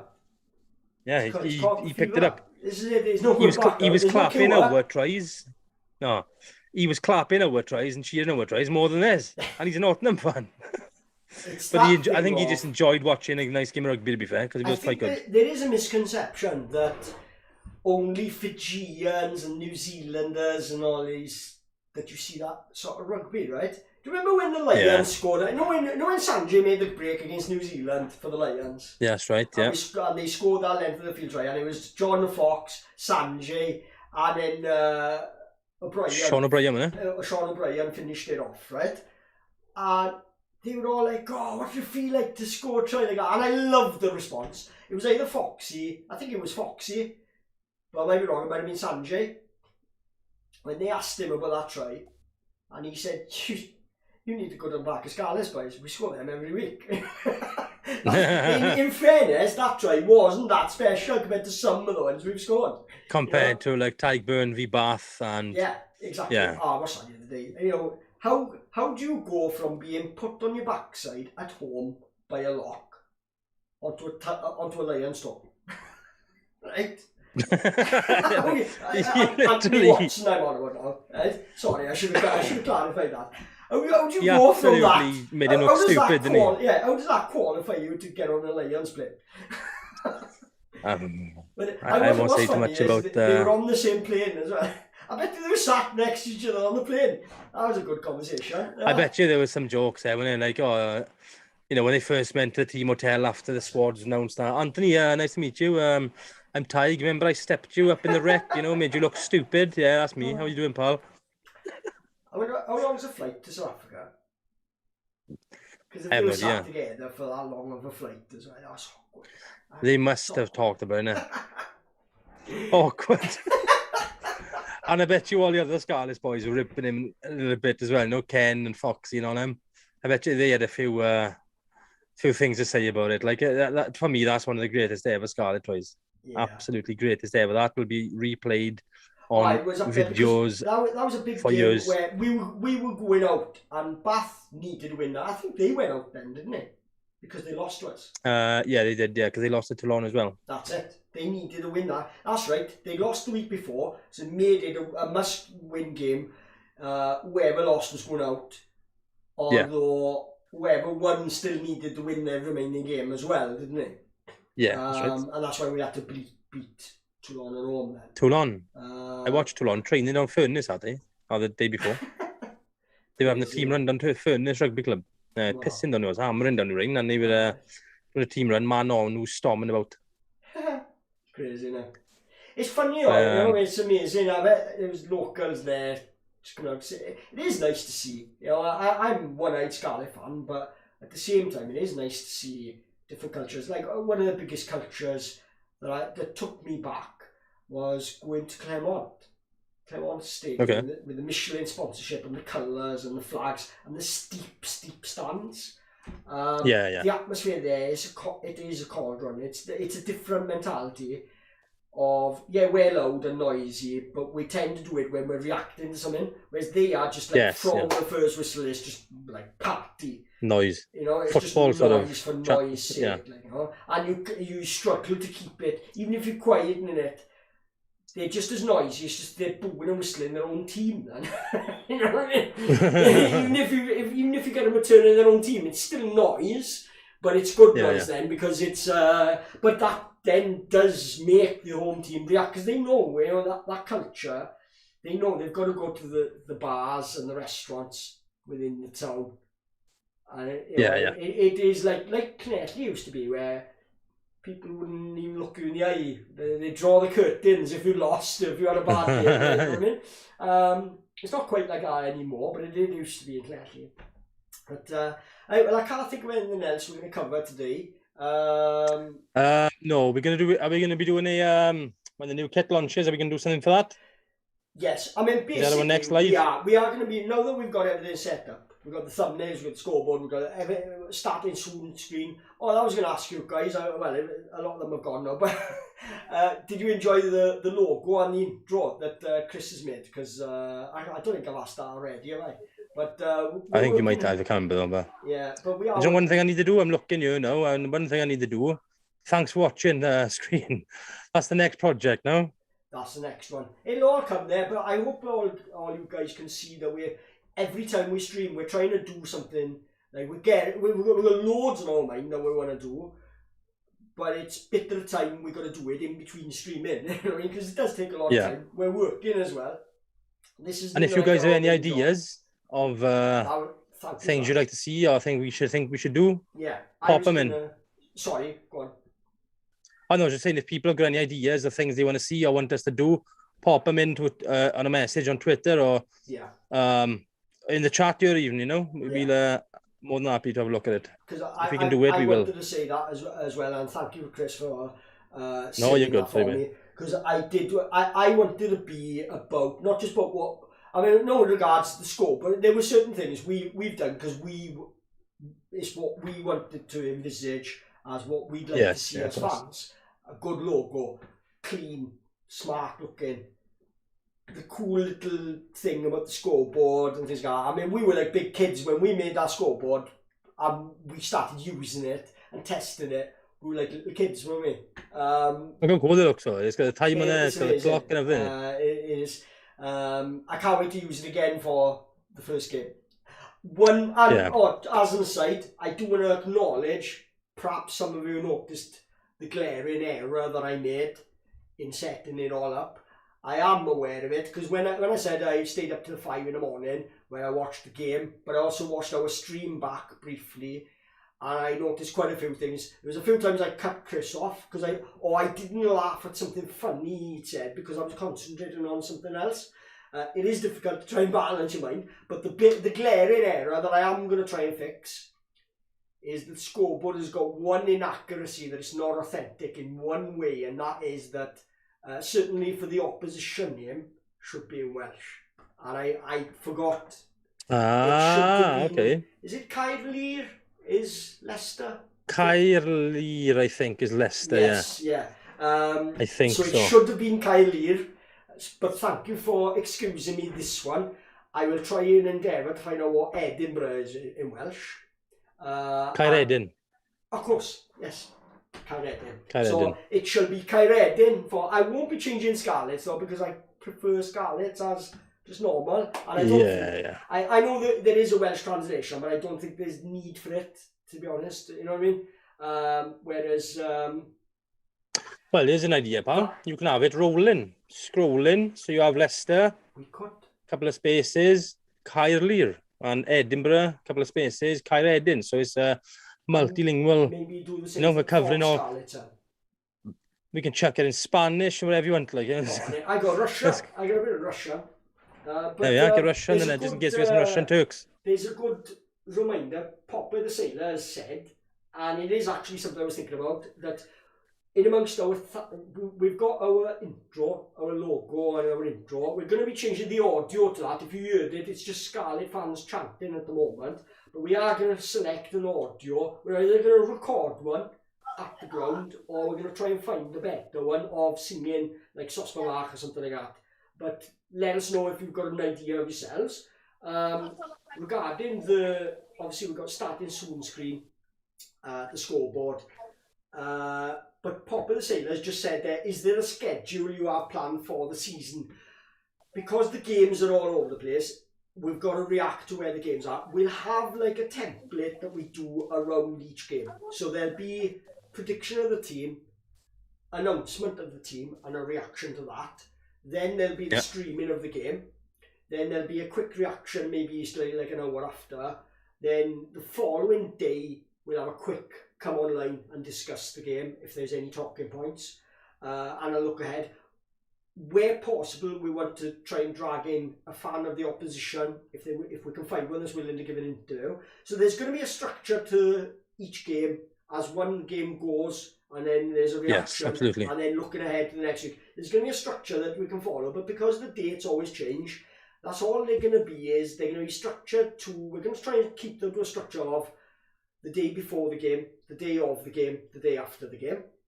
It's going to be like probably 3 streams, or maybe a day in between them, or whatever. There'll be some sort of structure, but you did say, is there a schedule? That's the idea I was going to put to Chris, is with a thank you screen, I think we need the schedule screen as well. So definitely, it could be incorporated, especially if we know when our next stream is. This is it, yes. So like, you know, say like today now we're doing this, and then our next stream now, say the Scarlets have the game Friday night, we would obviously be like, right guys, join us Friday night, Scarlets are playing away in Ulster, make sure you're here for the watch along, you know. It'll be fun. There's plenty of things we can do with it. We're just getting started, guys. It's gonna give us, this time next year, you guys be watching this, right? We'll be millionaires. Among with all the other thousands. And you'd be like, oh, look how far this has come. It looks pretty good now, right? I think we've done a pretty good job now with the chart overlay and the, you know, the Parker Scarlets background and the starting soon, the intro and all that stuff. Give us next season, this time next year, watch. It'll be it'll be looking like something you would see on ITV. Basically, that is why I was up till 5 in the morning. I was full of adrenaline because my vision for what we were trying to create had proved itself to me. That there's something in this, and I'm not like, so we can make money and everything like that. No, what I want to create a fan channel. That's all I'm trying to do, and we're going to be the first in rugby. I do know there's 2 guys in Dublin, and they're covering rugby, and I think they're called the Overlap. It's 2 just like, I think they're Leinster fans. They're all right. They're very new to it. I think they are doing the odd live stream, and I'm going to get in contact with them actually, so that when we do play Leicester, might have a quick little interview with them, live chat. One that they come in here, or and vice versa. We'll offer, if you want to interview us, we'll go on their channel. Because when you're on YouTube, it is all about networking. Build up show, good.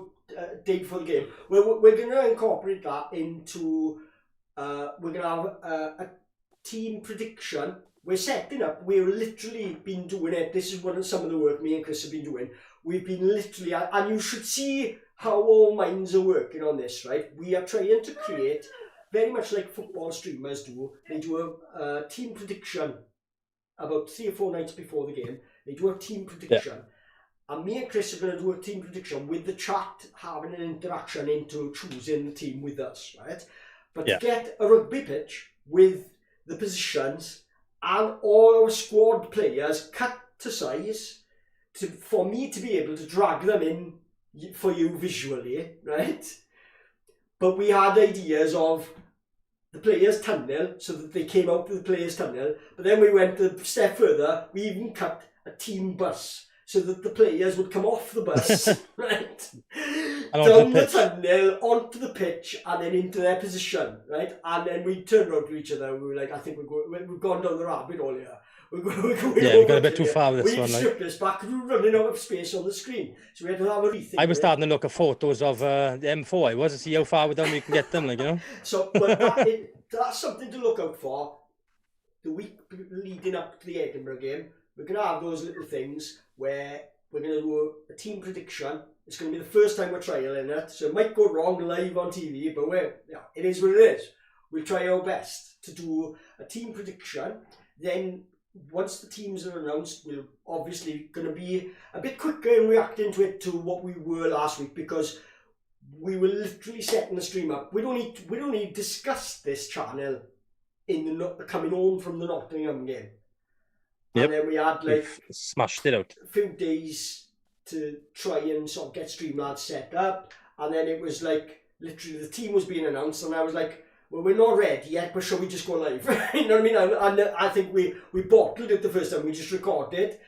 But since we went live for the watch along, it's convinced us that no, just keep going live, because it's better, because we get to see you guys talk to us and tell us what you want to see and hear from us and things like that.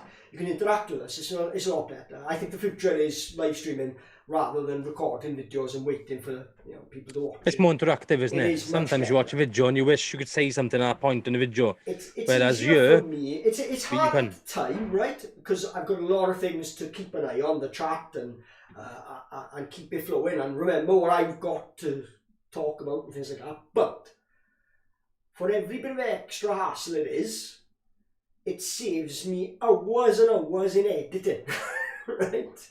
Because it does, yeah. Right? We've sat, 2 hours. That's it. Once I put it's done. It goes out as it is. It's raw.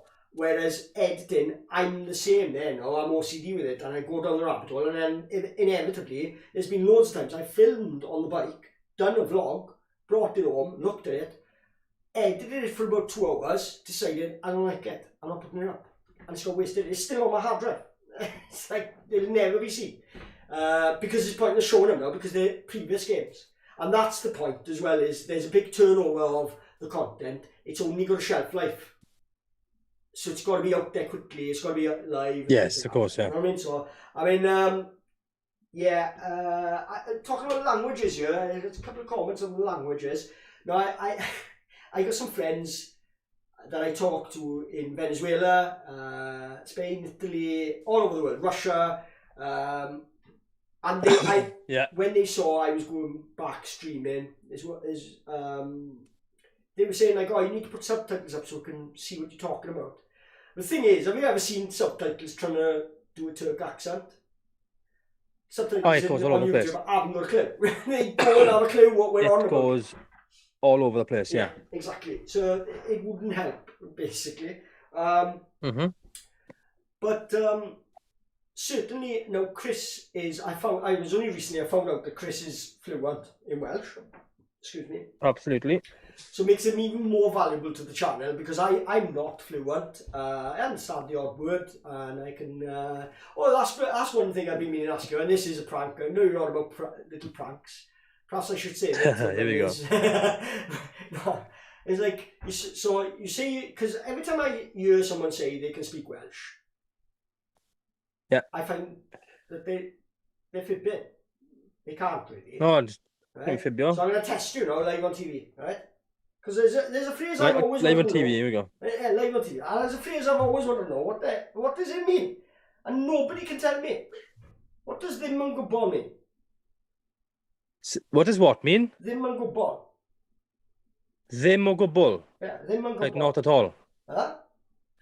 Not at all. I messed up. Well, normally, whenever I've asked that, I asked that by accident.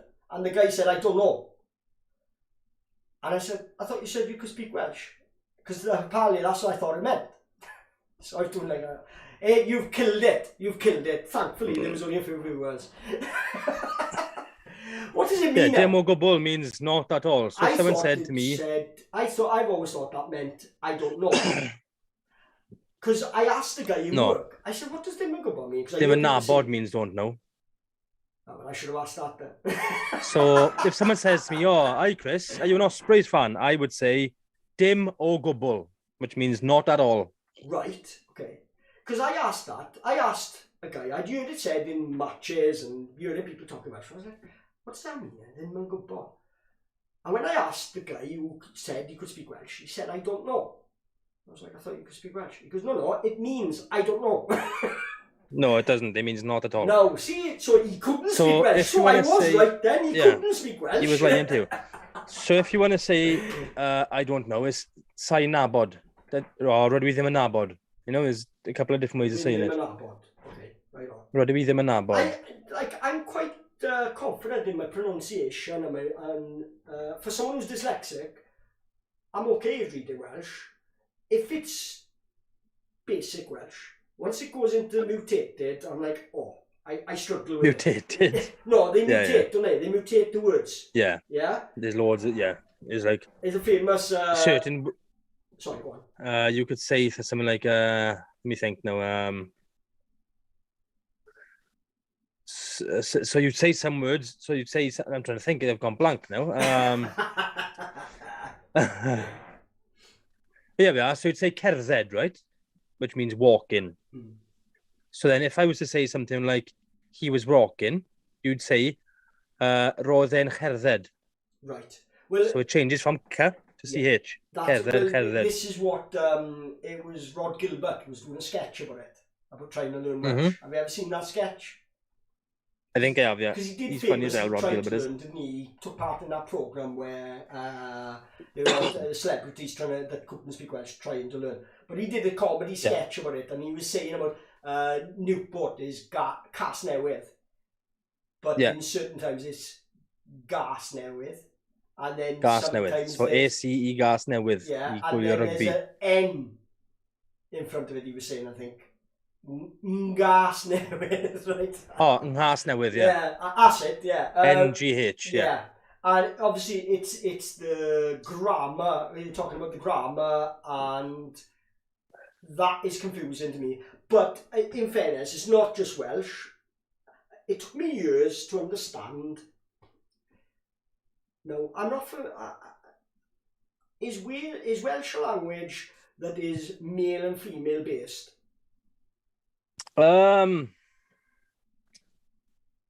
So you say things differently for like I said now, like walking, so cerdded, and then you'd say like he was walking, roedd e'n cerdded. Right. It's just a, so if it's a different pronunciation. If the context is of a male or a female. Now, I've been learning a bit of Spanish, not a lot, but trying, and that is, I never understood. When I tried to learn French in school, they were trying to teach us that some of the objects we were learning, a chair is male and the table is female. So the words around it. Yeah, I don't know how to describe it. What are you on about? Yeah, how am I supposed to remember that? You know what I mean? Yeah, it gets a bit nuts. Like it's like the old poem for the months. It's to make it easier to say, right? So when you're saying roedd e'n cerdded, it's a bit like more difficult to say. Whereas if you go and roedd e'n cerdded, it comes out easier. You know what I mean? It rolls off the tongue a bit nicer. I was chatting about it a little bit with Chris 16, with Barry, about the Welsh side of it. I think, I mean, my opinion is what it is, for what it's worth. I think I'm not trying to put too much value on my opinion, but I am somebody who can't speak fluent Welsh, would like to, can understand quite a bit, but struggles to have the confidence to hold a conversation. You know what I mean? I could say a sentence, but I know then somebody's going to talk Welsh back to me, and I won't know what they're saying. You know what I mean? Apart from the odd word, I feel silly then, or I might pick the wrong word to say. Like I said, tipping back to somebody the other day, and I was like, I don't even know what that means. I've said it back to him. A little bit. Yeah, I thought they were, right, that's okay then, because that's what I thought it meant, right, because they were saying about can you speak Welsh, and I was tipping back, you know what I mean? But I didn't know quite, I couldn't remember, have I said the right thing there, or have I just looked dull, you know what I mean? But, no, you said the right thing. I'll be honest with you, I haven't travelled loads, but I've travelled, so like, the main one I travelled to, which was like, not many people go to, is Russia. Russia's hard, right? You're talking different letters. It's a Cyrillic alphabet, it's different. Right? Back to front H's and stuff. But it's surprising because they give the is it the Roman alphabet or the alphabet we use in Greek? No, not Greek. What's it called? Forget what we use. The name of it, but basically they give the like we have Welsh and English here. They have the Cyrillic, then they have the normal. I got you, right? So what you could do is, I'll just like a coder would do to decode it, that I was recognising, I knew what the place name was on the signs, so I was comparing then, and I could see which symbols were a G, which symbols were a P. And I remember it's like 2 pillars with a roof on it, right? And that was the P. And through that, whatever word I looked, if they had those letters in, I could see those 2 letters, and I knew the vowels, that some of the vowels were the same. I could work out what the word was, because it is actually the same word, mind. It's not a different word in their language. It's just a different letter used for that sound, which is funny, like, you know. But what I found was, I spent 3 weeks there the first time, and by the end of the 3 weeks, I picked up quite a bit. I've come back, I can't remember a thing now, but it's surprising when you're immersed in surrounded by it. And I had to, every day, I was having to go to the shop, buy some milk. Miloko is milk in Russian, basically. It's very, you know what, as well, I tried learning a little bit of Portuguese, and Portuguese and Russian are very, very similar. Sounding, with the accent as well. It wasn't until you listen to them both together, you realise that there's something's happened there along the way, that there's areas of Portugal and Basque Country, northern Spain, and the Catalan, where Celts were the Celtic language. You look at French, the word for window in English is fenêtre in French. Fenestra in Welsh. Right?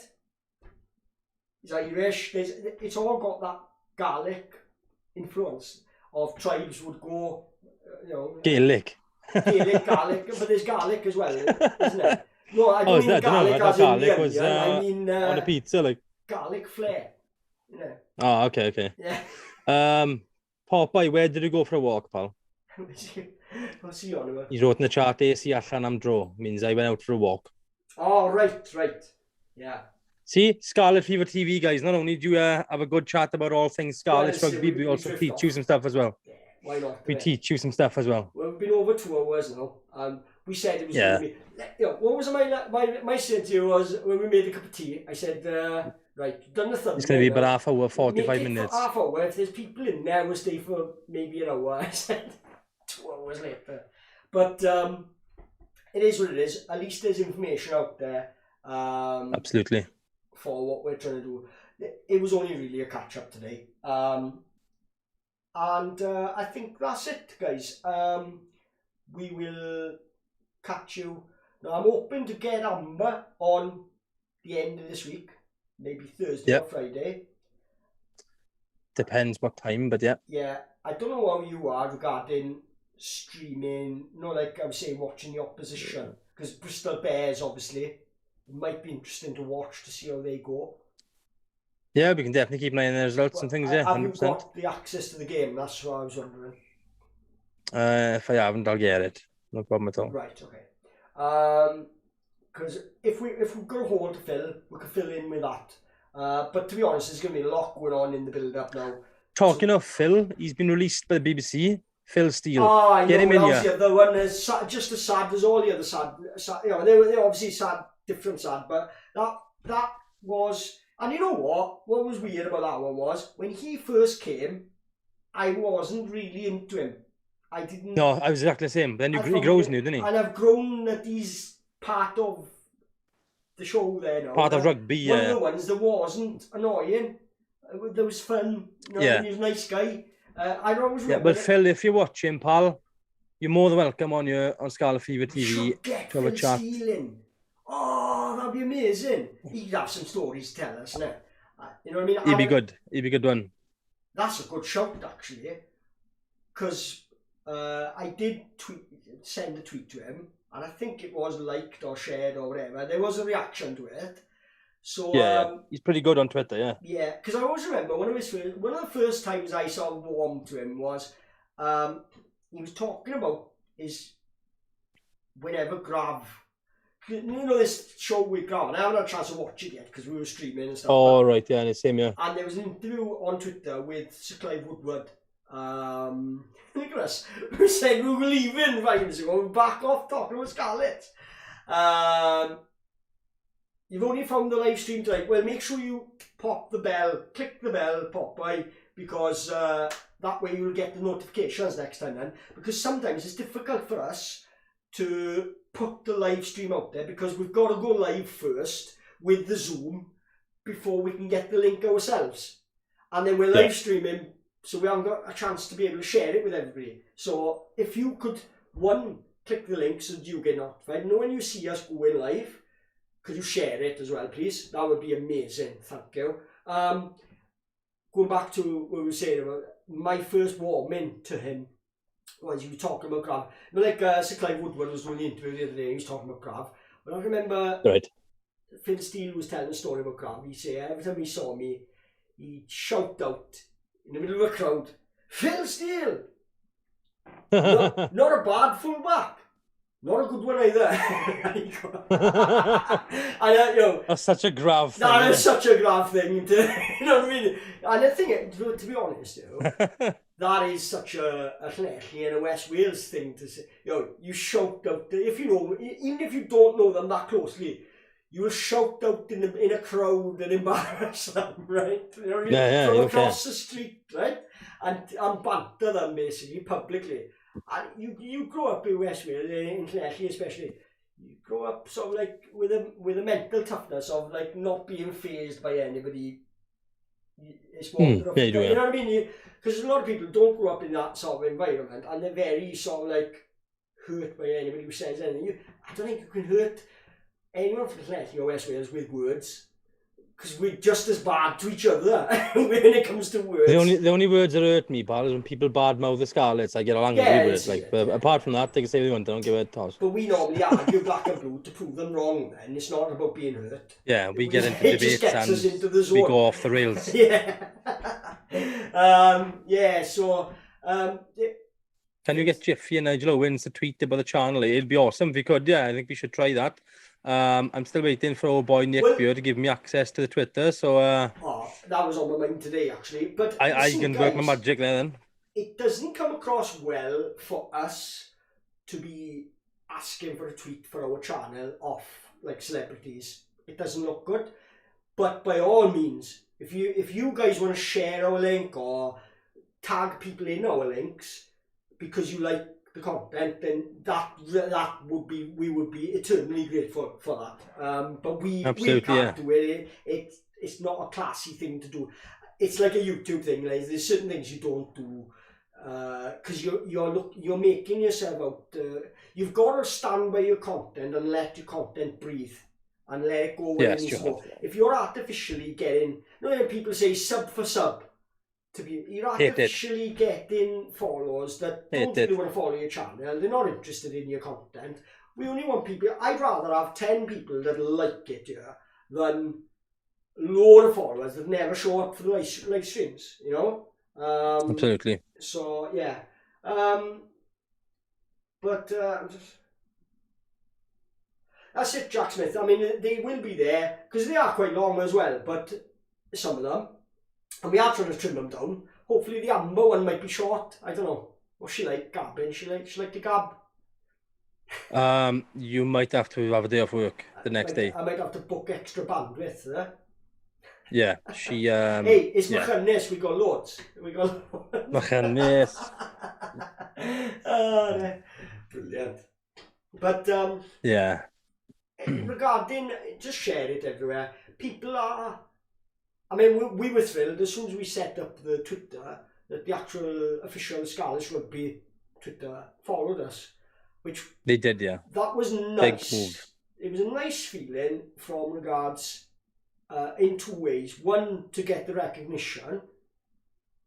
Two, that we felt, oh, they're on board with us. They're not like looking at us like, oh, we don't like this. We're not sure about they're this. Not against us or anything. There could have been like a distancing of, oh, what are these two guys now? We're not sure if we want to associate with these guys. And I think it does come across, so we're trying to be positive about the Scarlets. There will be times when we're discussing things, but we will never discuss things that are negative without trying to put a solution forward. It's not, like, I will name it, right? There's channels out there, obviously Arsenal Fan TV, they're bigger than us, right? So they're not going to worry about me saying this, but yet. They're in no sights. We got them, son. No, but there's certain things they do that I have been adamant from the start. When I first got on board with Chris, we discussed it, like what we've got as a vision for this channel, what we want it to be and what we don't want it to be. And the module that Arsenal Fan TV use, it works for Cockney geezers. It doesn't work for Australians. We don't want people saying blood and fam on here. Not that there's anything right, that's the way we want to talk. But not. You won't catch it's me not saying about the fam. way they talk. It's about the attitude towards fellow fans and their managers and the staff that are working. In that sometimes problems are deeper rooted than just whoever's in that job. You know what I mean? I just like I'd rather work alongside the club, but I want my independence from the club. I don't want to be something that's a plaything for the club either. I don't want our views sugar coated. This is a place for fans to have their views and say what they've got on their mind. But I Absolutely. will, if somebody comes up with a lot of like really ranting, then I will say, right, well, okay, here's your platform, and you're having your rant. You've got to back it up though with sense and logic as to a solution. You can't just rant for rant's sake. Say we've had, say we get a 50-pointer against the Ospreys, and we've all lived through it. We've all had to go through it. I'm sure this channel then would be an outlet for people having a rant, okay? But at the same time, it's got to be constructive. It's got to be, and I've been adamant for that. I'll hold myself to it as well, and anybody else. But so are we going to go now? Or are we... I think we are about done now before we start talking about... it'll be something else. Someone will say something languages in the chat again. And spark us off. But that's what we want, in fairness, is we will go with that. As it grows, we will really... Like, whenever we finish a topic, and we're looking for another topic, before we move on to one that we might have planned, we'll scour the comments to maybe use one that's in the comments to touch on something. Like I said, please, if you've got any recordings you want to send us for match predictions or match reactions, whatever like that, if we get one, even if we get one, we'll put the one up on its own. Because we'll put it on stream, no problem at all. Do the same. Well, that's what we want as well. It's not just about us live streaming. It's not just about us uploading videos and content and doing silly things with scoreboards, which I love, by the way. But it's not just about that. We have got a big plan. I will say it now. I know there's only a few in here, but I will say now, we do want to start trying to get, as we grow, a little bit of reputation for ourselves, that we can be trusted. People aren't standoffish, or what am I getting into here? once people see that we're not looking to make catch anybody out or makes people look stupid online or anything like, oh, I'll have a go at anybody. We do want to get some classic ex-players maybe for interviews, whether it's pre-recorded or whether it's live. I'd love it to be live if the person in question might do it. Got many in mind, and I'm sure straight away many of you will be thinking of names that you'd love to see that we haven't seen or heard of for a long time. There's people who they were cult heroes at Stradi, finished playing now, they've moved back home, right? You probably weren't thinking straight away what I'm on about. Mike Hercus. That's the one. That's Gavin Cattle, actually, I was thinking of. Oh, Clive Stewart Smith. Oh, no, you trumped me there. Although, I don't know, there's a good battle between them two. Isn't it? Huh? Who was worse? Yeah, I wasn't going to say it, like, but yeah. I know if they're watching, I'm sorry guys, but in the scheme of like, they inevitably are players, it was like, oh, they were dark times, you know what I mean? Yeah, a little bit, yeah, I hated them times. It wasn't their fault in that, they'd offered a chance and they were from what, I think they would probably admit that themselves. They were playing at a level that was at that time beyond them. I don't know what they ever went on to do after it, but I never saw their names again. Really, did you? No, absolutely not. At the highest level. But yeah, it was an experiment that didn't work, you know.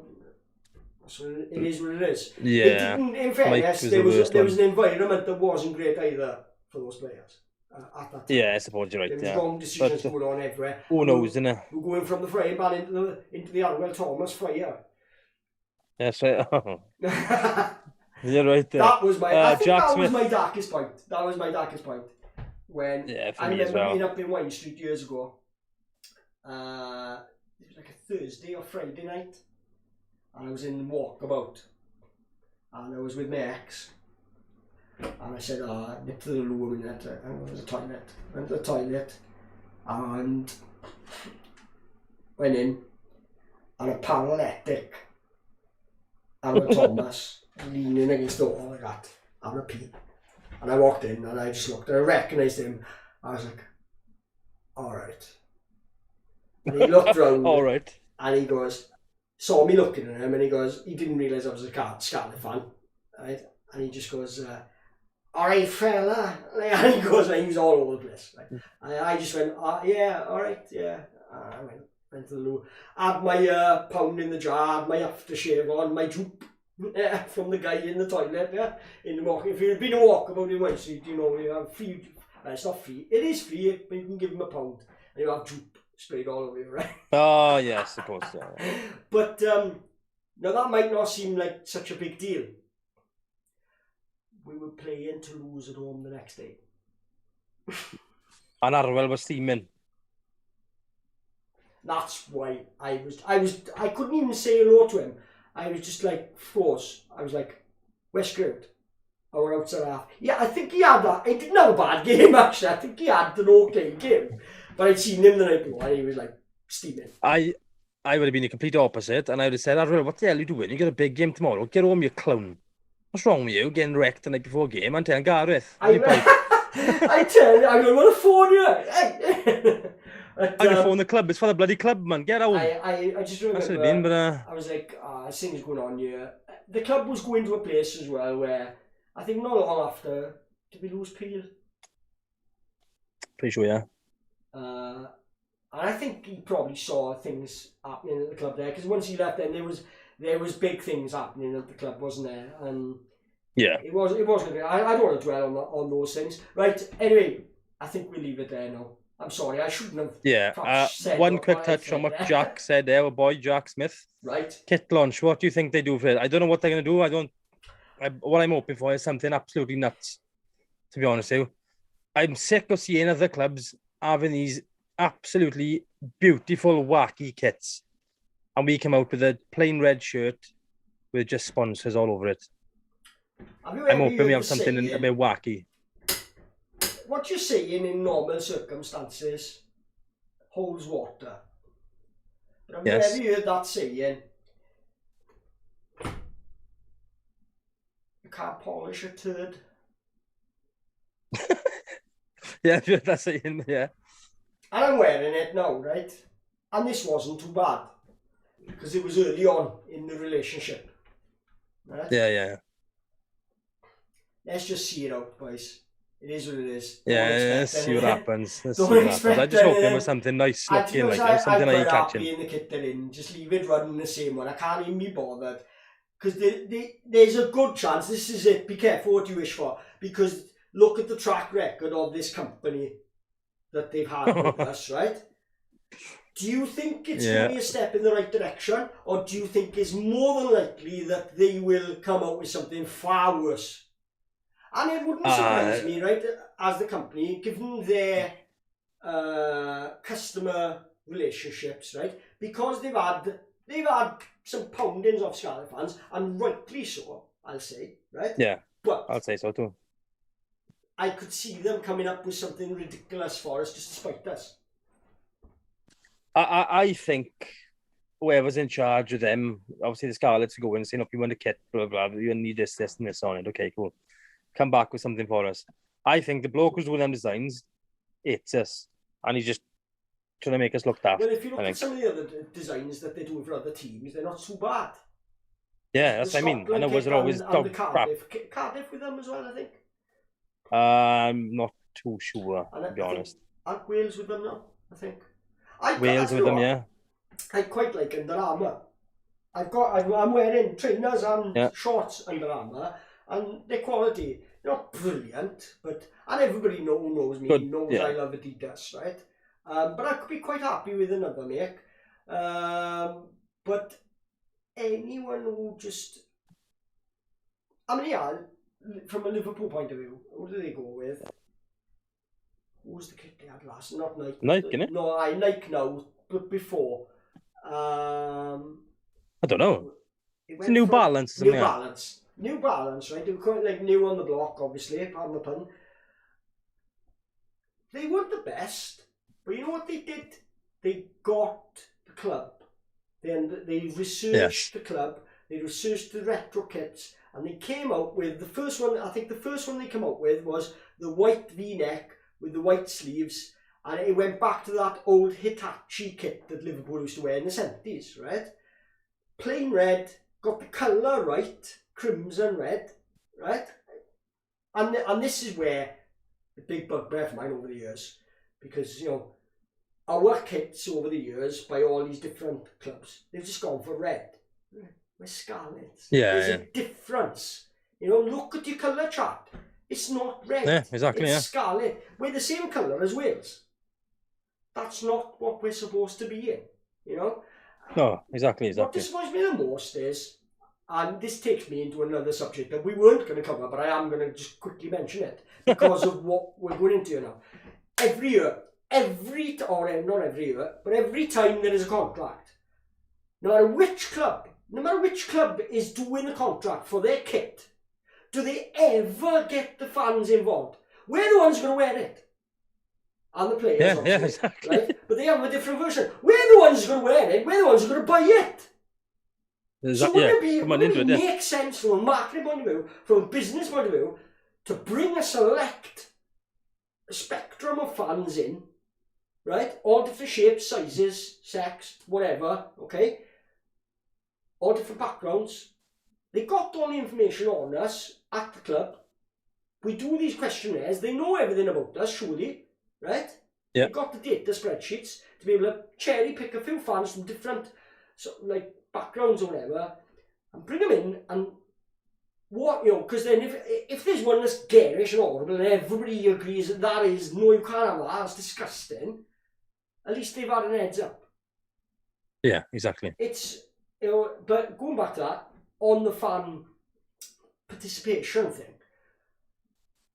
you got David Buttress. I was going to do a thing on it, right, where I was going to cover the article. I won't cover the article now, but because people have seen it, it's old news now a little bit, but people have probably seen it, that obviously Cardiff have changed their name back to Cardiff Rugby, okay, which, brilliant, okay. I don't think Scarlets, we didn't really sacrifice anything were always Scarlets. You never heard the word Llanelli being chanted at Strati in all those years. It was always Scarlets, right? So we were always representative of the wider area because there wasn't a big rugby club from that area. So the Carmarthen, Pembroke, Cardigan, yes, they did also go to Neath and Swansea, some fans, and players. Yeah. But mainly they came to Llanelli from those areas, and the Gwendraeth, and all these areas, right? So Llanelli, I'm not saying the town represented them, but the rugby team did. Though all those people from West Wales fell in love with Scarlet Fever, right? There's no cuppa, pal. So I don't think there's a need for the Scarlets to. I would like it as a Llanelli boy, right? I think a good compliment would be Llanelli Scarlets. Because what I noticed was, and this is a side, I'm going off topic a little bit, but as an aside, when we've gone to Elford Road or we've gone to the Rec with Bath for like a pre-season friendly or in the Heineken Cup, when they sell the ticket and when they put it on the programme and when they put it on the scoreboard, they don't put Scarlets, they put Llanelli. Do you know why? Llanelli, yeah. Do you know why they do that? Because that is more marketable to their fans because they know what that means. Yeah, because they know us as. So if it's more marketable to them, surely it's more marketable to us. But I'm not one of these campaigning to get Llanelli back in the name. I'm just saying we did chuck a lot away, but Llanelli didn't. Llanelli didn't really sacrifice anything by rebranding into being Scarlets, right? No, yeah, you're right. So going back onto my point, obviously we were talking about Cardiff, which as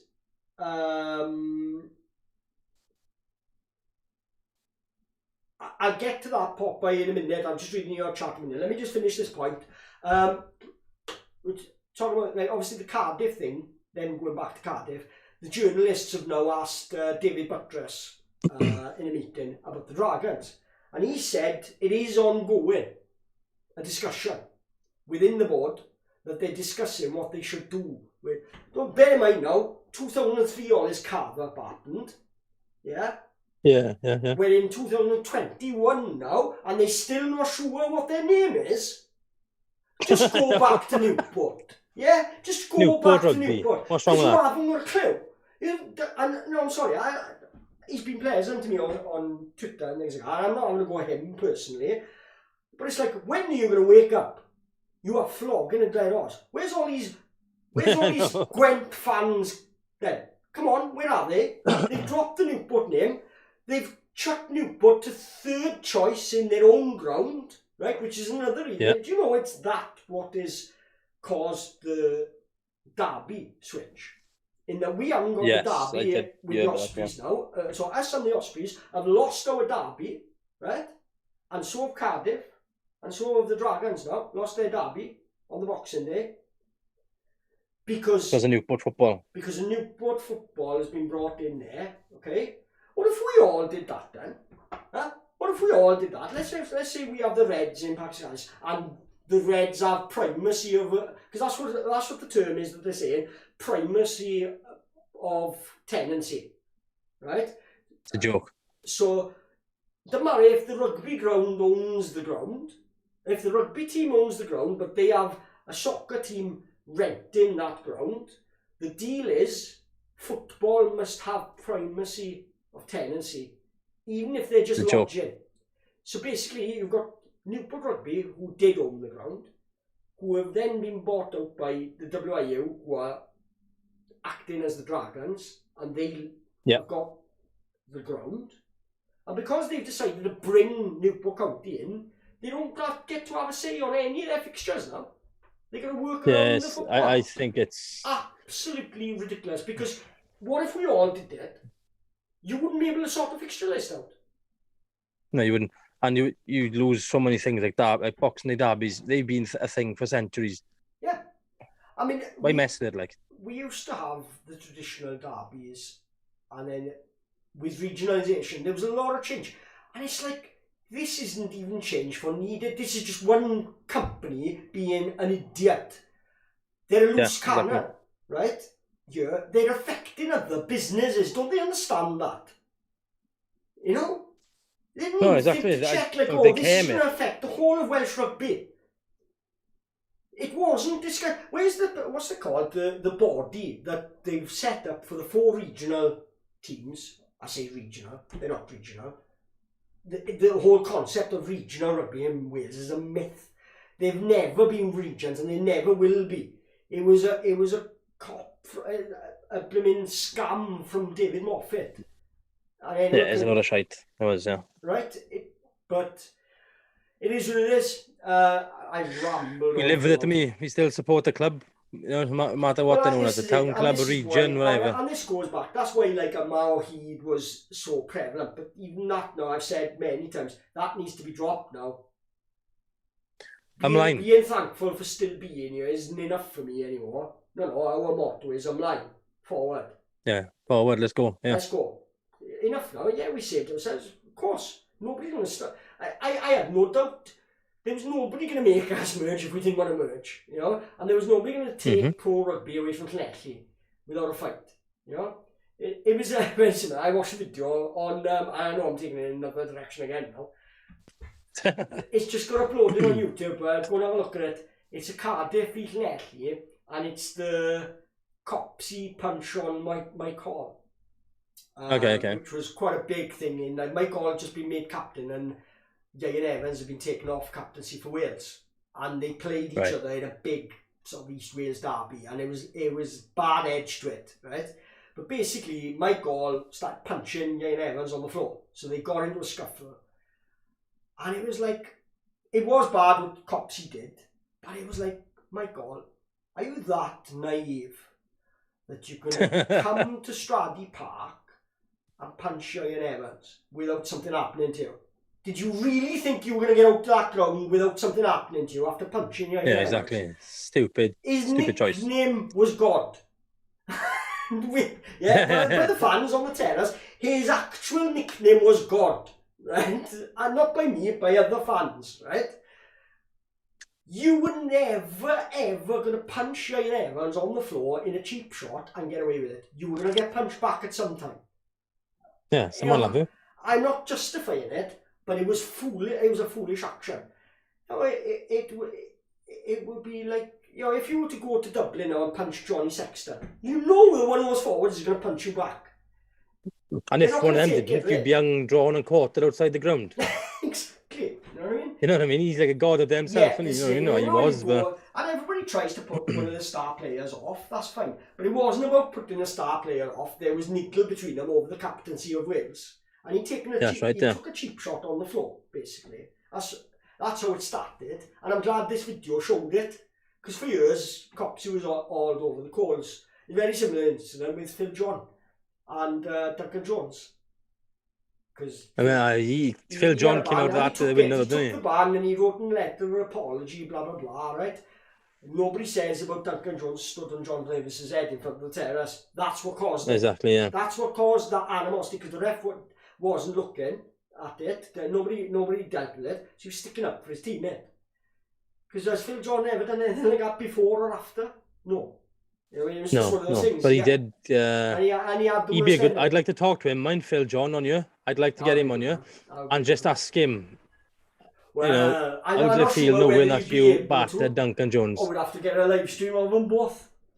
Pre-match. Get them both in to apologise to each other. We'll get them going a game of FIFA against each other, like you've streamed or something. Imagine, there we are. Yeah, I don't think Phil John be any good at that, pal. He's too busy in catching fish these days. Would be? I think he'd have more of a chance than bloody Phil John, to be honest. Phil John's on a boat all the time. Yeah, but does he do a bit of fly fishing as well? Because if he does a bit of fly fishing, then he's probably quite dexterous. So you'd have to ask him. Oh, I don't know. I've seen him for a The while, one thing I'm gutted about with Phil John is his last 2 or 3 seasons. He actually started playing really, really well. He was always quite. You get that with some and he never had his cap. Yeah. Never had a cap. I know. I'm gutted he never had one. You get that with some players, in that coming to the end of their career. Yeah, I was saying it about Josh Turnbull. He had so many years where, you didn't think he was going to make the grade, but now actually he's grown into himself. Like Josh Turnbull. Veteran, yeah. And Shingler the same. He was in a pack that was light, he was light, he always struggled for years, but the older he's getting and he's in a better pack, you're seeing what he's capable of more with Shingler. Yeah, You know? I'd welcome him back. If he came back here, I'd be more than happy with him, the way he's playing lately. But he is another one that plays that 6'4". Yeah. That covers both, basically. So Yeah, he is. But I do rate him, but there we are. yeah, Jack is trying to press my buttons, you know, with what he's saying. He say, I think... let me just touch on what Pop I said first, mate, about the cutting out audio and putting them up as a podcast on Spotify or something. It's definitely something we can look at down the line, I think. He is the second person within the last 2 days to mention this. I've never... I thought about it, and the reason I didn't do it, and perhaps it was a bit selfish perhaps, was because I'm not a fan of podcasts. I prefer to have something visual, and surely can't you just play the YouTube video in the car while or as the podcast? You don't have to look at it. Just have it playing in the background. It's just the same. Yeah, I suppose. I don't mind doing it, but for me, right now, where we are situated, and our it's not so much our microphones are top grade, but the studio needs upgrading for it to sound like a podcast. It needs to have that deep popless. And for me, I've listened back to my audio here, and it's okay for a video, but for a podcast, I want it better. And for the future, I see it like if it gains traction, I want to go to some sort of premises where it is a proper studio. And we invite people. Yeah, down the line, yeah, definitely. Where Quinnell Lounge. So we don't have to Zoom call each other. We can sit opposite each other at the same stream. Yeah, just have a and have a camera each of us, same computer. That'd be pretty cool, that would, yeah. And that would allow either of us, whoever wants to go to that premises then and stream. And if the other one is away, if I'm away now, how are you going to stream? At the moment, I could quite easily set it all up here, but you'd have to give me the login details. It'll take a lot of preparation, you know. Whereas if there's one place, it'd probably be easier. I give you my keys and you come here and just do it basically from my own, on my PC. There was a comment. Jack Smith. Yeah, I think the WRU should do what the Irish Rugby Union have done. Now then, my issue with this is, initially that's fine. So why didn't they? Ask yourself that question. Why didn't the WRU? It's a good point. Why didn't the WRU do it? Because everybody says, oh, the regions this and the owners this and the sugar daddies this. Why are the sugar daddies there since 2003? Is because the WRU wanted power and control and to have the say, but they couldn't afford it. They needed private people running the clubs. But they gained control, and since 2003, it's wave after wave of brinkmanship that they've exercised, and you can tell this by design because the same old tactics they use, right? And they know they've got. Shall I name them or should I? Yeah, what the hell? Wales on Sunday, yeah, or whatever they're called now. Wales Online. They got them in their back pocket, right? And that's all they do is stimulate a little bit of hatred between the regions, so we all fight among ourselves and forget the bigger picture, the real enemy. So that has killed us, right? I couldn't agree more. Because they've expected these private owners to pour in their money for players they don't see all season. In a league that we haven't got a say in. Absolutely, yeah, exactly. Right, we haven't got a say in any of the sponsors, the fixtures, any of it. And every time it falls on its backside, the knee-jerk reaction has been, since before 2003, it was the Welsh League, it was struggling, didn't have a sponsor. What was the WIU's reaction to it? Let's put 2 Scottish sides in there. After a season of that, it was like, this is rubbish. We had Scottish refs. That's all that brought us, right? Changalangs, right? Oh, don't worry. We're going to reduce. Let's not talk about them. So we're going to have mergers and we're going to reduce the teams, but we're going to bring in the Irish. So effectively, the Celtic League was the Welsh League with the Scottish and Irish added to it, right? But suddenly now, that's correct, yeah. we're getting like crazy games where, I mean, I went over to Ulster and the stuff I witnessed in Ireland back then, it's not so bad now because there's been independent sponsors now and independent television companies. But no, back when it was Setanta Sports, the whole thing was rigged. It stunk. It absolutely stunk. It was a shame because the concept had legs. It did, you know, the Munster. I remember Munster coming for that first game of Australia and they won on like a Saturday evening. It was a cracking game. I think like Mike Phillips was a scrum half. And he was starting to have games. Either Dwayne Peel had left or he was like back and forth. We were trying to keep him happy basically. And I remember one year where we were trying him out to full back because obviously he was too good to play second fiddle to Dwayne Peel. And we ended up losing them both, and that seemed to happen a lot to the Scarlets, didn't it? We have two cherry picking. It happened to Scockwell and Taru. Taru went to Cardiff, and then Scockwell went to Rugby League. We ended up winning none of that. Yeah, cherry picking. It's happening in this day and age, mate. Jack Morgan going to Ospreys, that's still great. Well, I give you the benefit of the doubt that is like, okay, he's made it clear he is an Ospreys fan. Right, and he wants to go there. His family are Osprey fans, blah blah blah. Okay, crack on. Let's see how he does there.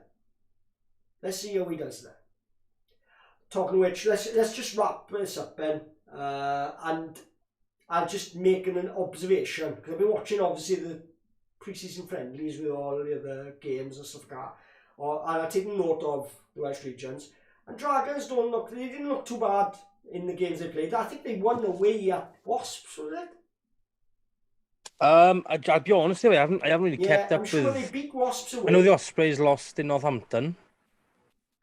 Yeah. On Anscombe's first game back. Out of the four, Cardiff look good. Cardiff have been looking good, to be fair. Their players look really good. They've beaten Bath. They gave Harlequins a really good game, and they look very good in the first half.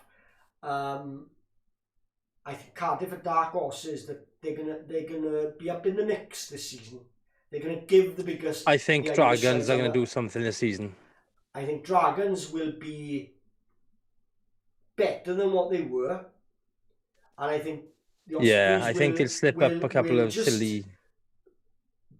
I think the Ospreys will stay more or less the same, but because the Dragons are improved, they'll be sort of like tighter with the Ospreys. I think we'll be somewhere in between. I think looking at Cardiff, I think they might be a little bit further ahead than us right now.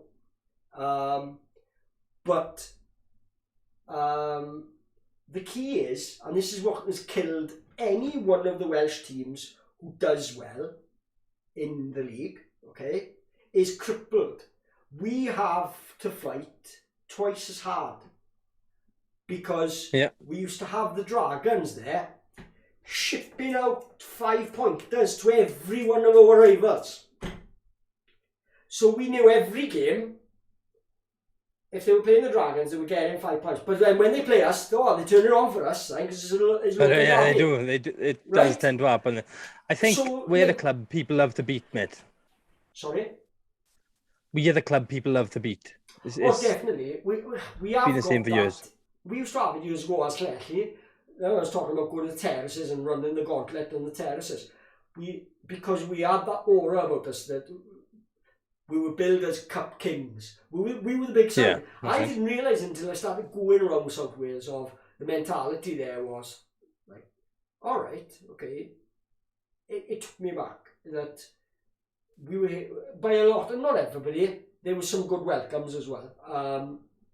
But there were some that it was premeditated as well. It was like, they're not like this for other games. It's because we're here. You know what I mean? Yeah. They rated us. Yeah. I told you my story about Rodney Parade, haven't I? You know, Ponty, Neath and places like that. I got it. It's a rivalry. Because they were, you know what I mean? But it was a town rivalry. But there were some teams is like, hang on a minute. Are you aware of who we are like? Not who we are, who they were. It's like, more that, you know what I mean? What are we doing here playing in this? We shouldn't be playing. Gaz Checker said it after the treble season, I think. is like, there needs to be a British League set up because we need to be exposing ourselves at a higher level, putting 70 points on Ebbw Vale in that season that we did, you know, and it was like 60, 70, 80 points. There was 90, I think, on one, and the ref blew up 10 minutes early against South Wales Police. We'd have passed the 100 mark. He blew up 10 minutes early. Oh, Jesus right, Christ. for the treble season. This was one of the last league games, right? He blew up 10 minutes early. We were on like 90 odd points. But the problem was, we were chasing the tries difference because we were neck and neck with Swansea. And we needed the tries so that if Swansea became level with us, we'd have been top on tries. And he blew up 10 minutes early, and we were just scoring for fun. And he'd allowed Swansea to do the same. It was like, no, those days were crazy. What was going on in Welsh rugby? Mental. Yeah.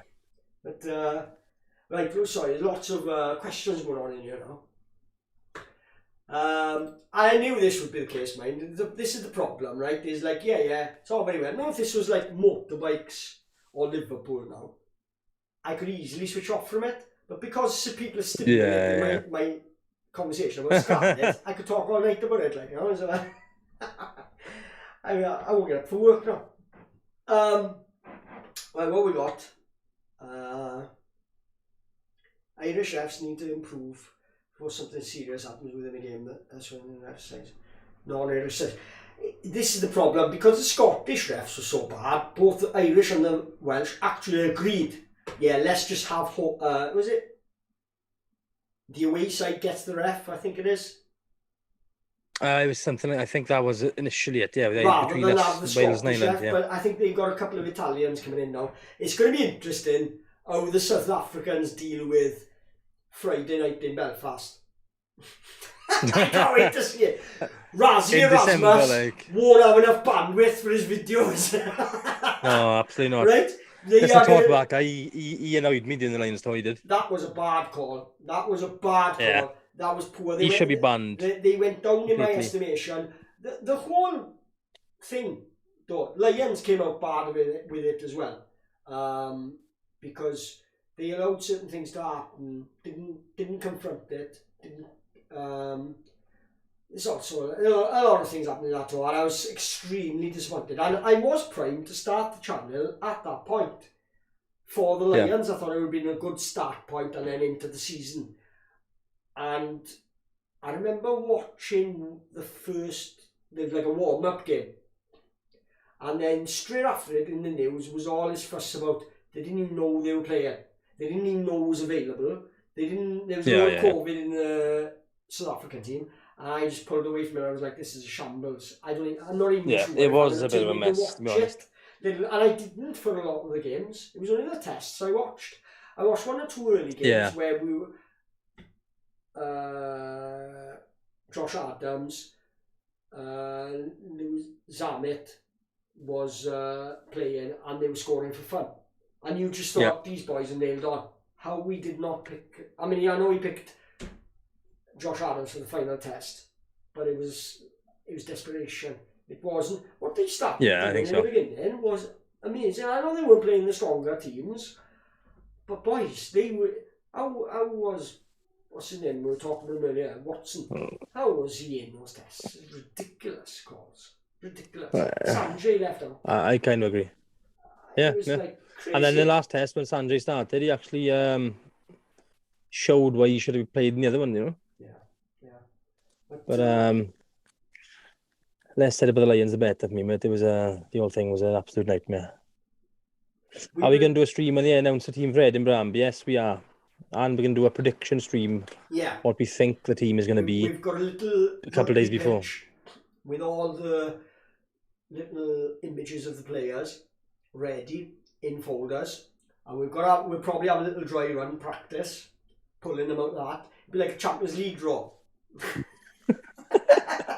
we'll have get Amber to dress as the they have the lady on the stage like that and brings the balls out. Oh yeah, French normally. But yes, we've got a few ideas, and it might be that things work well and we stick to a format week in, week out, or we might find that rotating things is a better way to keep things fresh. that we'll do something, but then we won't do it every week. We'll do something different each week, but on a cycle we'll mix it up a bit. On a cycle of formats of different kinds of streaming. But definitely, every away game that we are not going to, we will be streaming. So guaranteed the Edinburgh game. There's going to be a big build up to it. We're going to be very excited about it. Please tell. I came close to going to the Edinburgh game with Von Voyage. I seen the deal he had on, 250 each. I came close to booking off me a number. Right, well, I didn't see his deal, but I did think about it. But then, because this platform emerged the way it did, I'd rather still watch it on TV. I'd rather stream it, especially for the first game. Cold night in Edinburgh. But you know what? After the performances we've seen, and the thinking like, what are Edinburgh going to be like? We always struggle up there, though. But I'd like to think it's a different environment now. But yeah, so what's the next game then? Is home against Sharks, is it? Or Lions? One of them, Lions or something like that. Lions, isn't it? So we're obviously going to be going to that. I need some fine tuning to the equipment to be able to just how we're going to do maybe some interviews. They might be just off a phone. They might be just even if it's just a quick live before, during, and after, before, half time, and end the game. You'll be out all pack Scarlets, blah blah. We might get in touch with the club to discuss where would they be happy for us to have a location to be able to do it, because we don't want to upset the club. Obviously it's their premises and on a match day, so they might not want us on the premises doing it. So it might mean that we're slightly off the premises. Once we know more and what we're doing, we let you all know in a stream as to where we'll be after the match, if we're going to be doing like post-match interviews. I think, to be honest, my gut instinct is not to bother much with pre-match interviews. I leave that to, if anyone wants to send some in, we'll put them up. But for me, the important ones is why we're there and we couldn't stream is to do a few post-match. Then we'll come home, do a quick reaction stream, and then once we finish that, we'll upload any footage we've got of the game as well. I think that's plenty of content then. We've got a lot of content going out for each week. Yeah, between lives and pre-records and videos and things, it'll be a lot of stuff, Well, She Boy 96 says Bristol Bears away is going to be a good trip. Yes, and we did discuss earlier, we are looking at maybe doing an opposition watch-along when there's no game for us and they're playing at the right time and we haven't got a planned stream. We might just stream some of our European opposition to keep an eye on them maybe, and we can all react and chat to that. So I think especially with Premier, especially with Premier Sports as well, we can have a look at Bordeaux.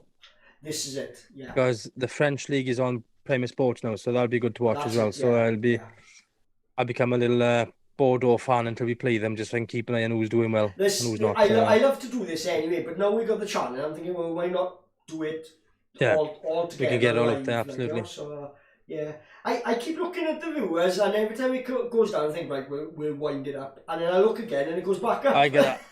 I can say I think we should wind it up like round about now anyway. Purely because Amber made me food 3 hours ago and it's cold in the kitchen, so I don't eat that as well. I mean, we'll just play. I come home from work, had a bath, and came on here, and 3 hours later, we keep saying we're just going to do half hour, and it keeps ending up being 3 hours. But hey, there we are, just about 3 hours. There's plenty of content there for you to sift through, even if you just watch 5 minutes of it or whatever. We're quite happy. Exactly. And if you are just tuning in now and you're wondering what the hell we've been talking about all night, go back and watch it all from the start later on. Yeah. It's it'll be worth it, I promise you. Yeah, this is it. And then you should get a feel for what the channel's all about. But even if you don't want to do that, obviously, and you're not interested in all the bits and bobs we're going to be doing leading up to the game, definitely this is the place you're going to want to be, because everybody moans about the commentators.